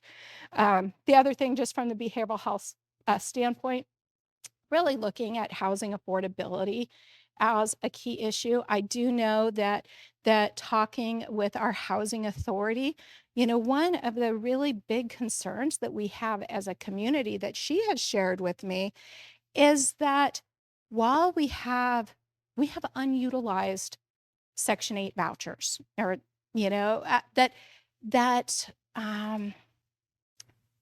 that people have an opportunity to have subsidized housing, but they can't find a place, they can't find a landlord that is willing to take them. And so we have, I believe, and don't quote me on this one, but I believe that there was over 100 unleased vouchers this past year because we don't have sufficient housing stock affordable enough to have someone with a guaranteed income to pay for it. We don't have that available. And so that's a challenge that we need to face as a community. And so with that, I do want to turn this over to Rebecca and hear your thoughts and your words. Yeah, absolutely. So building off of what Kate said, I'm from Anthem. We are a Medi-Cal provider in San Benito. And we have also been very busy standing up these CalAIM services the last 2 years. Managed care plans, we historically have not been experts in homeless service. We have not been part of the housing space, which was why it was really important for us to, invest internally in a housing focused team. So, I'm recent to Anthem, but my experience over the last decade has been working for homeless service providers and really working to bring that, knowledge, that specific language, that experience of, the challenges that both service providers and clients experiencing homelessness have into the implementation and the investment strategies around CalAIM. It's really critical for us that we integrate this in a way that it is augmenting the amazing work that our service providers in the community are doing, instead of being duplicative. So, to provide maybe an example, Sacramento County had 75 vouchers that were earmarked for transitional age youth experiencing homelessness, and the COC released an RFP for providers to do supportive services. and there wasn't any responses to the RFP. But in working with the COC, we said, hey, you know, that's a population of focus for enhanced care management, and we're pretty confident that, you know, all those voucher recipients are going to be eligible to receive supportive services through the managed care plans. So it's that kind of creativity and collaboration and strong partnerships that are going to make these services really impactful. Thank you so much. And Tiana, is there anything that you would like to add to the conversation here? Thank you so much. Okay, so moving on. Let's start with Tiana on this one then. In your experience, what are some of the key barriers to accessing healthcare services for people experiencing homelessness, and what steps can be taken to overcome these barriers? That's a fantastic question. We talked with our participants in depth about this. And I think one quote particularly sticks with me. One participant talked about how being homeless is a full-time job. You're constantly thinking about your safety, where your next meal is coming from, making sure that you have adequate shelter, thinking about the weather conditions. There's so many things that are going on in your life that make it also difficult for you to prioritize your health and accessing healthcare.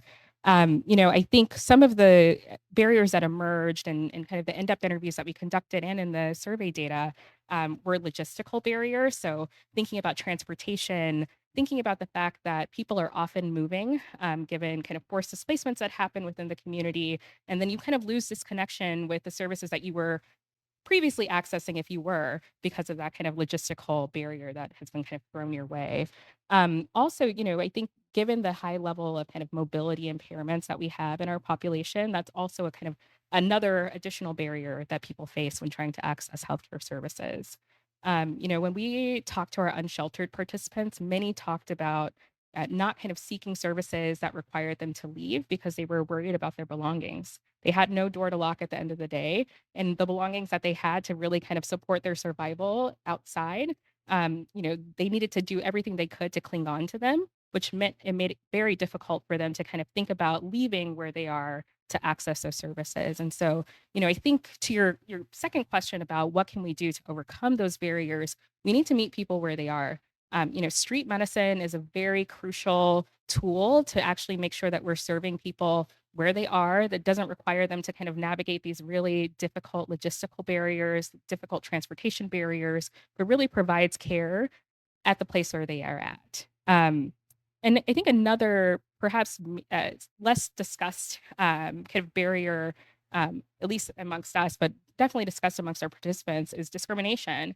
Many folks talked about how their perceived housing or homelessness status really made it difficult for them to access services in the same way as other people, be treated with the same level of dignity and respect in those healthcare settings. Many of our participants of color, especially, expressed hesitance in accessing those healthcare services because of kind of the other access of like identity-based discrimination that they have to contend with. And so, in thinking about overcoming those barriers, I would definitely suggest us thinking about what we can do for our healthcare workforce to increase training, increase cultural competency, making sure that we have a healthcare system that treats folks equitably, no matter their housing or homelessness status. Thank you so much, Tiana. I'm going to add on to that as well from the behavioral health perspective. When we think about how far we've come as a society to overcome stigma on mental health and how far we still have to go, right? Let's think about the stigma that is attached to being homeless. It's even more pervasive than stigma being attached to mental health or substance use conditions. People look at someone as homeless as a problem, not as a human being.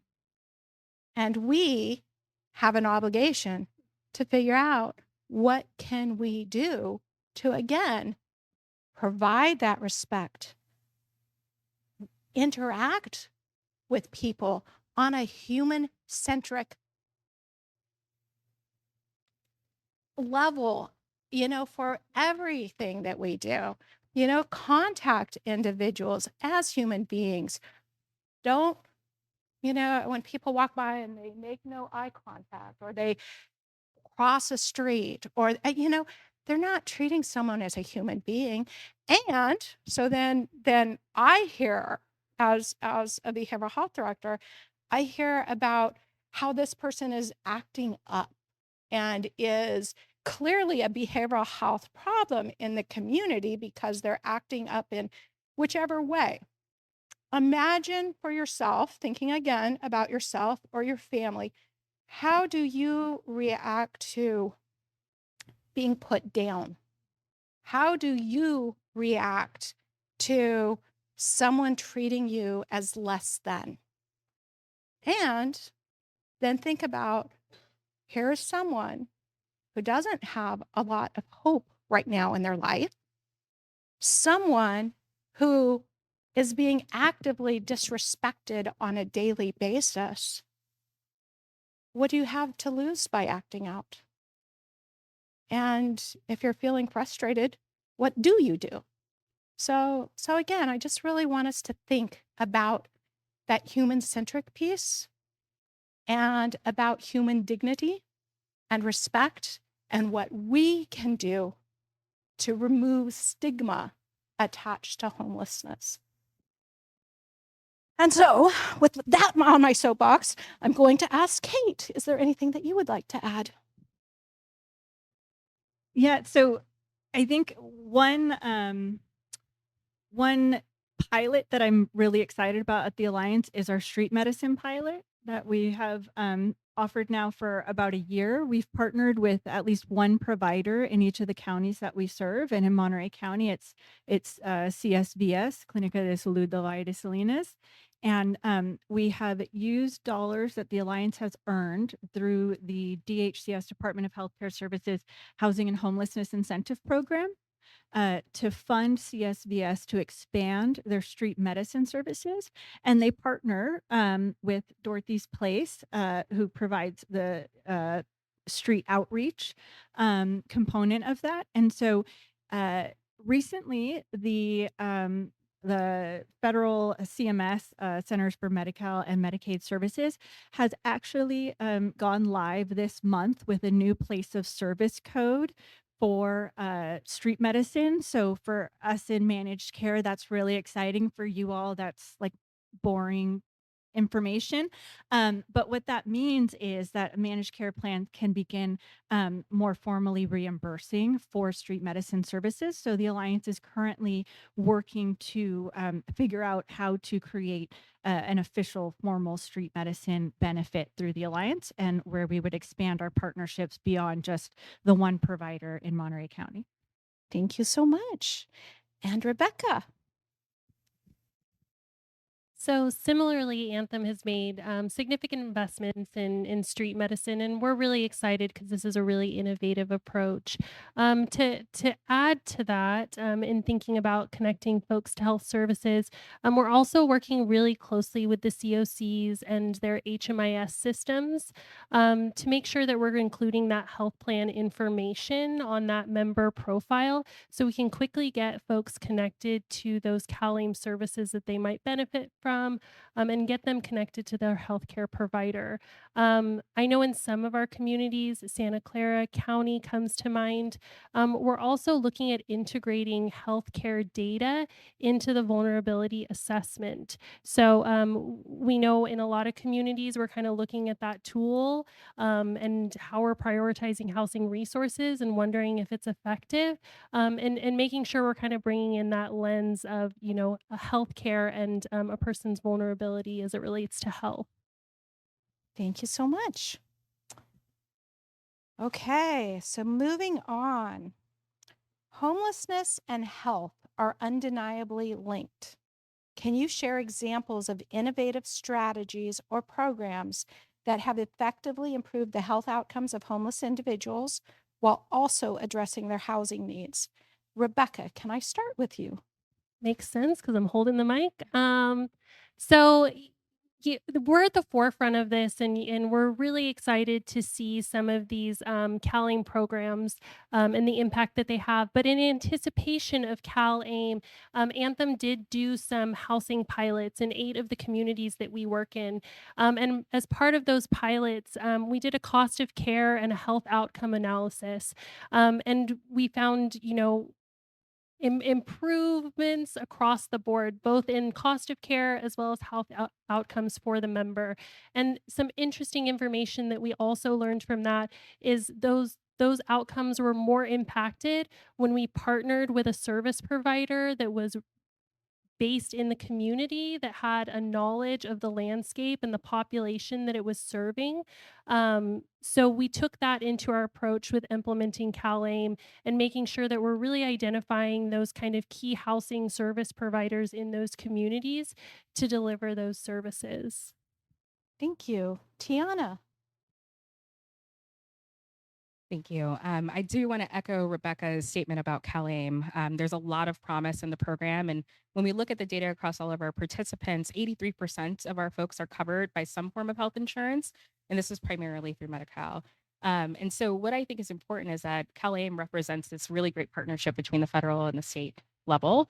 And what we need to do is kind of think about how to support implementation of CalAIM on the ground so that it can be as robust and successful as possible.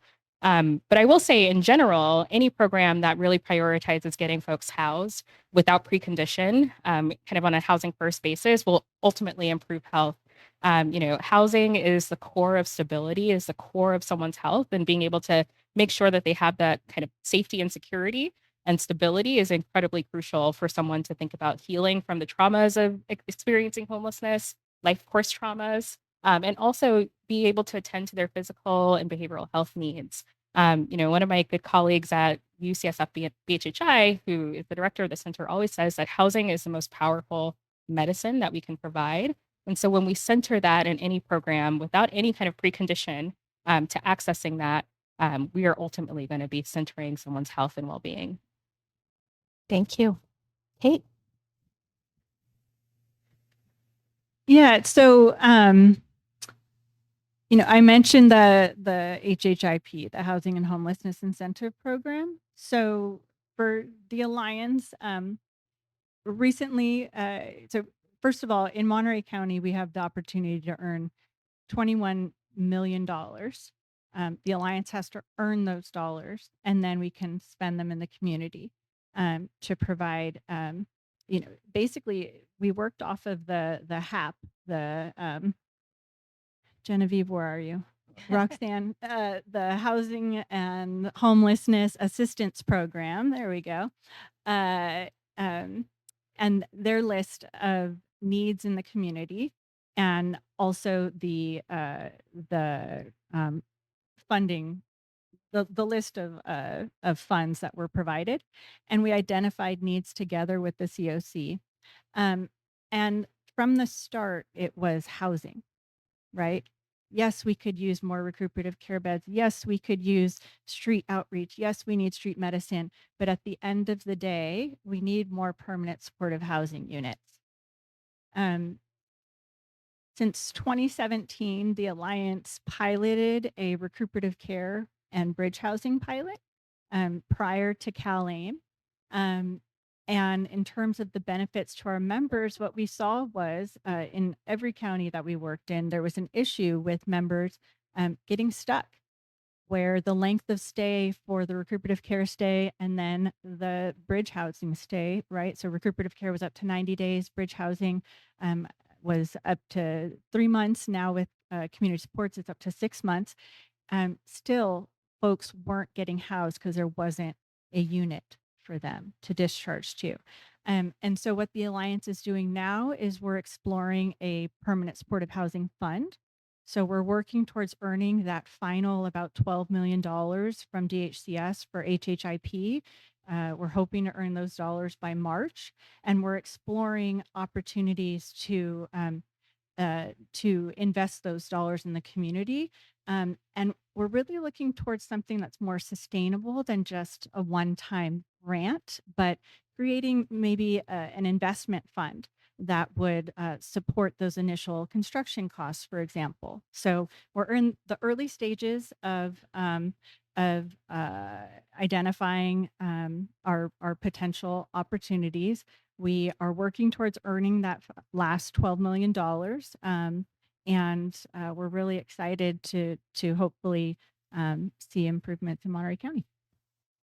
Thank you so much. And I also want to share that we as behavioral health here in Monterey County, we see the need for the whole continuum of treatment beds, and then moving on to permanent housing. We work with different partners, interim housing being one of them, to provide supportive services for some permanent supported housing. The issue being, of course, there's not sufficient beds, there's not sufficient permanent units, and and again, wrapping the supports around is typically a Medi-Cal benefit, and we are reimbursing it as a Medi-Cal benefit, and that works out well. Where we run into problems is again on having sufficient permanent housing. And then also we struggle with having sufficient treatment beds available. There's many times if someone needs a locked level of care, we have to send them outside of county. Well, you send them outside of county, it's much harder to keep an individual connected with their natural supports in their community, their friends, their family. And, that disproportionately affects our lower income, typically communities of color, and then reduces the resources and that connection and those supports to help an individual on their path towards recovery. So one of the things that we're doing on that, we got a grant award from the state to convert a facility that's on basically the Natividad campus. We're going to convert it into a mental health rehabilitation center. And there's a lot of work still to be done to get it done, but it will be a locked level of care that will hopefully be able to foster some of those community connections, those natural supports around an individual in a home county anyhow, and then hopefully be able to help them step down to a lower level of care where it's supported, and then from that level of care maybe step down to a transitional level of care where we're seeking permanent supported housing on the long-term basis. And so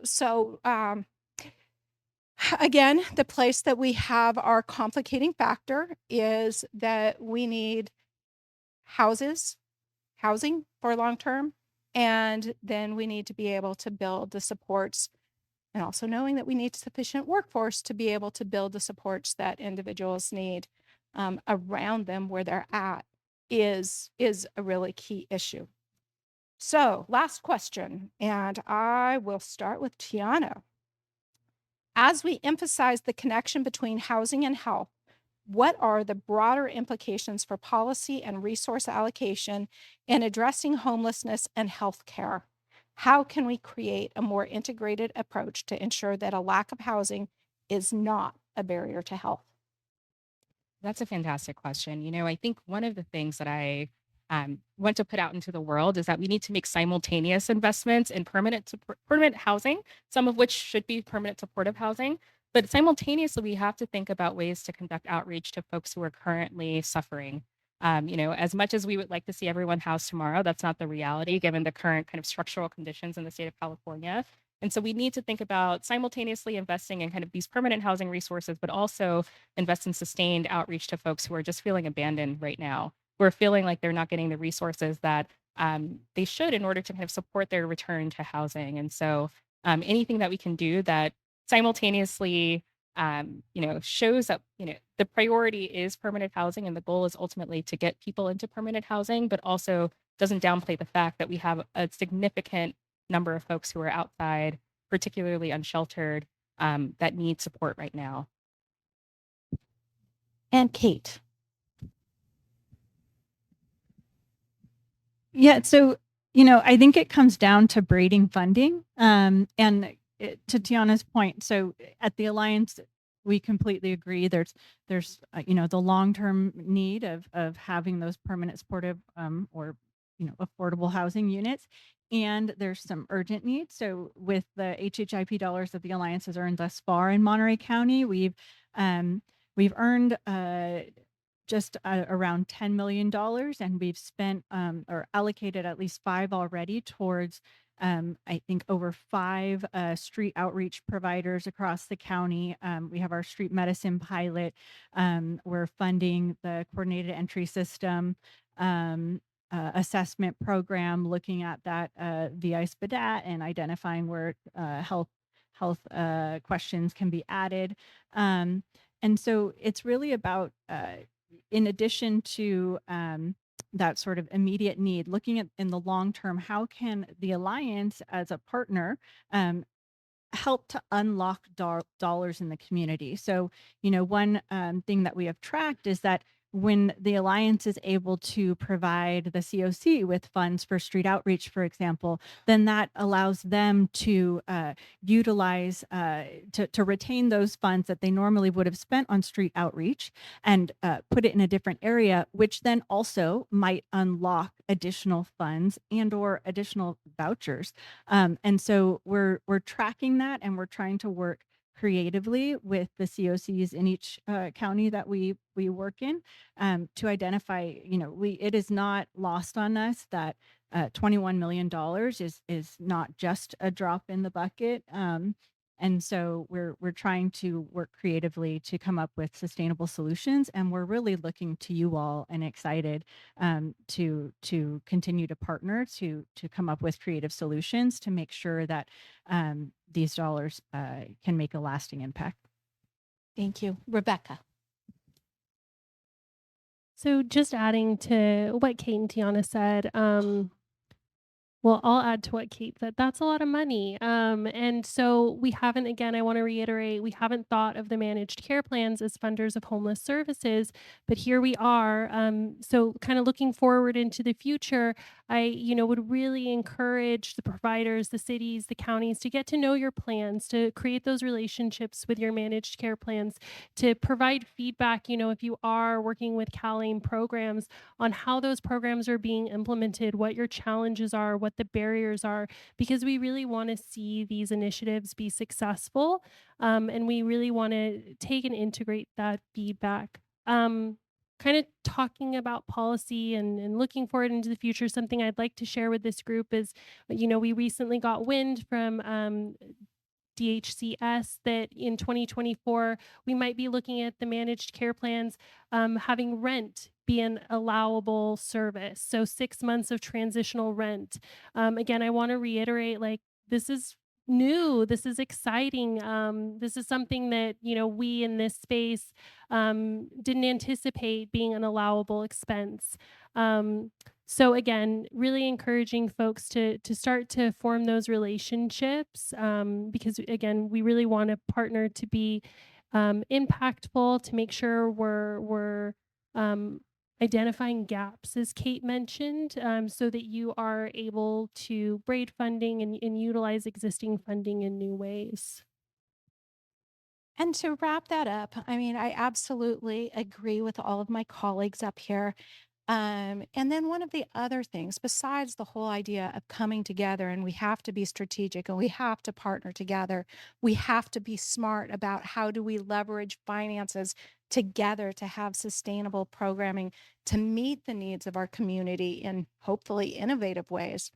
One of the other pieces that we need to figure out is how can we better share information to, first of all, figure out the holistic needs of an individual, and then be able to wrap the needed services around that individual, and then capture that data on a macro basis so we know what is effective in what we do and what is not effective and what needs more attention.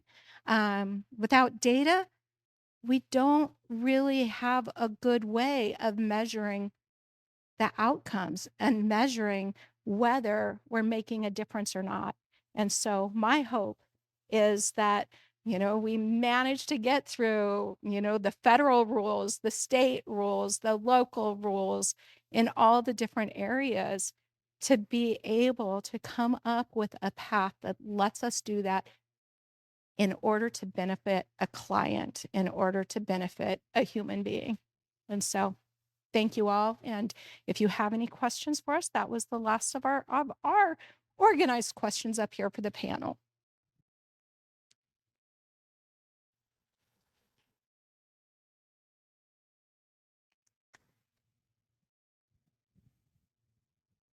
Anyone, any questions? Did we answer it all? No. Yeah. Well, yes. I mean, and so it just really depends. Like, so what service is it that we're trying to access? And yes, right now our system is very fragmented. And so do you access it by going to social services? Do you access it by going to Social Security? Do you access it by coming to behavioral health? Do you access it by reporting in the hospital emergency department? Do you access it by calling your health insurance? Where do you access it? And that's one of the coordination pieces. Cal AIM has an idea of no wrong door. But in order to truly have an effective no wrong door, there has to be an effective referral and sharing of information process to be able to help people have that seamless navigation. There's no, I wish that there was one, and so that is, again, one of those pieces that remains to be created in our system. Yes. Yes. So I can speak for Anthem, and we are a managed care plan in San Benito, but kind of in that spirit of the no wrong door. You are able to access, if you're a provider, even if you're not a contracted provider, the ECM referral form. But one of the easiest things, so anybody that's experiencing homelessness is eligible for the CS housing services and ECM, is to have them call their Medi-Cal customer service line and have them request to get connected to ECM. Again, that's specific for Anthem. And right now we are just in San Benito, and we'll actually be transitioning out at the end of the year, which, we're sad to go. But we are seeing more plans kind of, each plan is going to have their different process. But if you're not sure what that process is, I would start with the Medi-Cal customer service line. All right, everyone. Ladies and gentlemen, and esteemed guests, leaders in the fight against homelessness. As we draw near the conclusion of the pivotal summit on homelessness, focused on regional solutions in Monterey and San Benito County, I'm truly humbled and inspired by the collective commitment and unwavering dedication of everyone in this room. We have come together to address one of the most pressing humanitarian issues in our local communities. Homelessness is not just a problem, it is a crisis that touches every corner of our region. It's an issue that affects not only those without a place to call home, but the very fabric of our societies and our collective humanity within these counties. Throughout this day, we've engaged in insightful discussions and fruitful exchanges spanning the entire spectrum of homelessness, from systems change to conversations with those with lived experience. Our intentions were to collaborate, to open our hearts and minds, and to find local solutions to homelessness that are not just aspirational, but actionable within Monterey and San Benito County. I'm deeply moved by the stories and experiences shared by those who have faced homelessness firsthand in our region. Your courage and resilience have been a guiding light for our discussions, reminding us that every statistic is a human being, deserving of dignity and respect. It is your voices and your strength that drive our determination to create real change right here at home. The presence of local leaders in homelessness at the summit highlights the importance of a unified regional effort. Homelessness knows no boundaries, and neither should our solutions.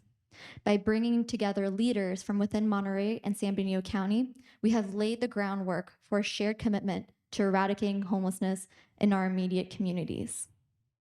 At this time, the Coalition of Homeless Services Providers and the Lead Me Home Summit Committee would like to recognize 3 individuals and leaders in our counties for their unwavering support in ending homelessness in Monterey and San Benito County.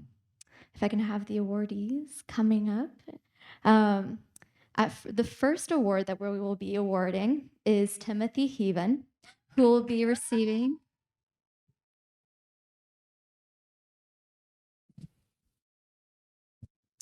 Timothy is receiving the Dred McCall Community Hero Award. Picture time, paparazzi time for Timothy. Timothy, any words to the community? I didn't really come prepared for this. Yeah, I mean, it's so great to see all these people here. Each and every one of you can make your own impact in your own way, and I'm just really happy to like have such great people I work with, a great support team, and to just notice that my work is not being unnoticed. It's really good. I've never received anything like this, so it's just really I'm really excited to have some appreciation and know that my work's not being unnoticed. Thank you.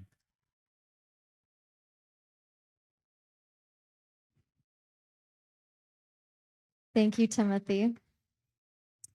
The second award is our Attorney Legacy Award that is awarded to Clifford Andrews from Community Health Engagement.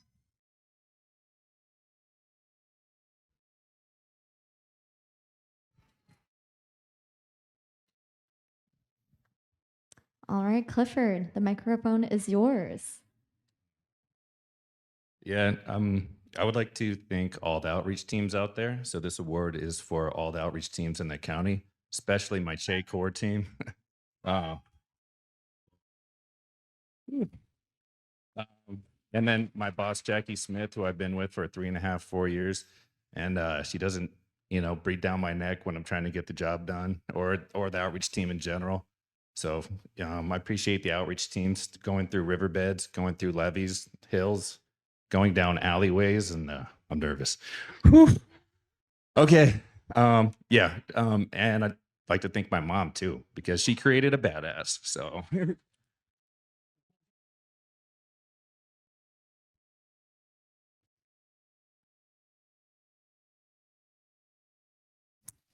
And for our Beyond Government Award that will be accepted by Mayor Mike LaBar, Steve Adams, who couldn't make it with us today, but we still should cheer him on. So please, let's welcome up Mayor LaBar.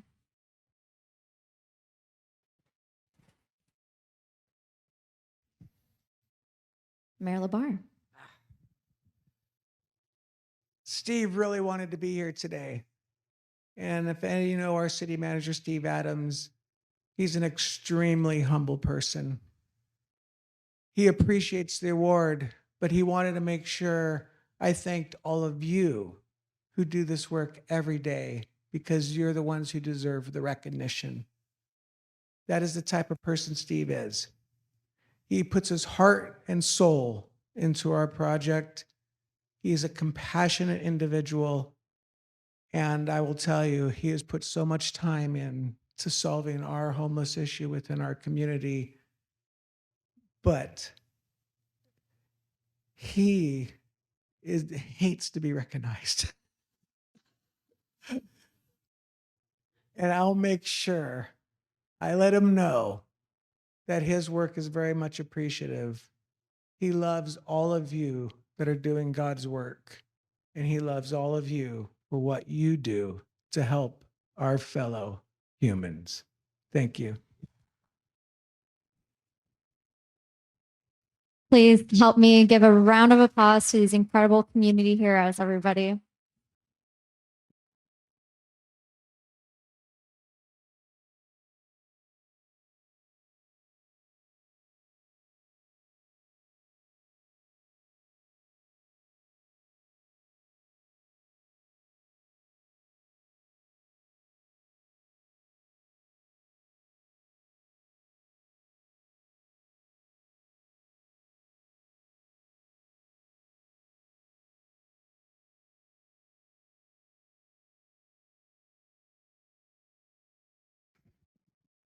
There's not enough words to say how much impact these three folks have made in our community. There's so many more that are unnamed, and you are recognized, you are seen. Thank you for all the impact that you've done. And big shout out to our services directors. You guys do the hard work every day to make sure our people feel seen, heard, and loved. And thank you. As we close up our ceremony, I just wanted to do a little round of acknowledgements. First, to CSUMB that allowed us to have this beautiful space to convene together. Thank you, CSUMB. Let's give a round of applause to them.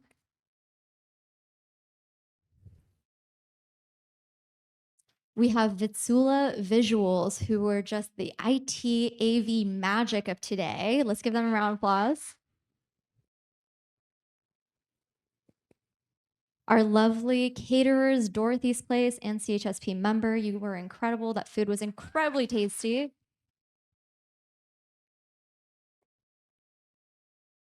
We want to give a thank you to our sponsors, the County of Monterey, who not only was a sponsor, but just an incredible help for running this event and supporting us and setting up like tablecloths, orchids, all the things. Just thank you for beyond sponsorship. Really, really appreciate the time that you have given. So let's just give a round of applause to them.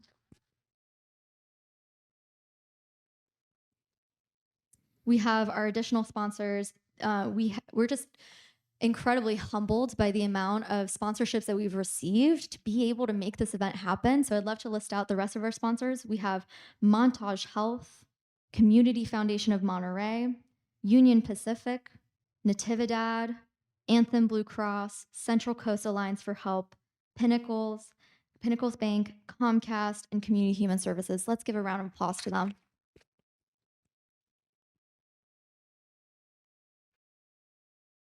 I want to give a special shout out to the coalition staff. I mean, holy bananas, yesterday was wild, and look how beautiful it is. So just to give a round of applause to the coalition staff, you all are incredible.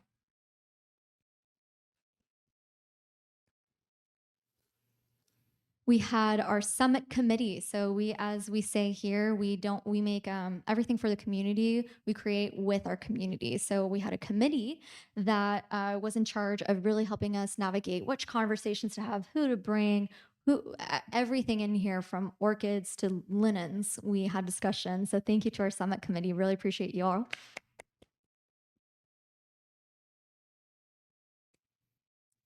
And another thank you to our coalition board of directors, as well as our Continuum of Care Leadership Council members.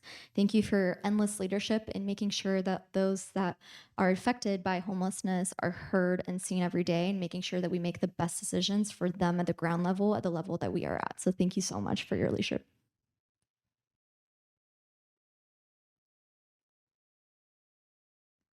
As we prepare to leave the summit, let us not forget the collective strength we have harnessed today. We have set in motion a wave of change, and it is up to us, to each of us, to ride that wave forward with Monterey and San Benito County. Let us go forth with a renewed sense of purpose, armed with the knowledge and connections and the commitment to make a difference in our local communities. As some of you know, my last day is going to be tomorrow with the coalition, but I just wanted to let you all know of the incredible hands that I will be leaving this amazing organization in, which is Katrina McKenzie, who will be the interim executive director. I feel like she's hiding right now, but wherever you are, aha! Let's give a round of applause to our new leader, Katrina McKenzie. Wave to the crowd. I just want to say it's been an honor to hold this position. It's been an honor to accomplish and hit the milestones that I have been able to with the team that I have. You guys are incredible. And just thank you everybody for showing up today, for asking questions, for being active listeners, and for wanting to be a part of the solutions. Thank you, everyone. That's our event.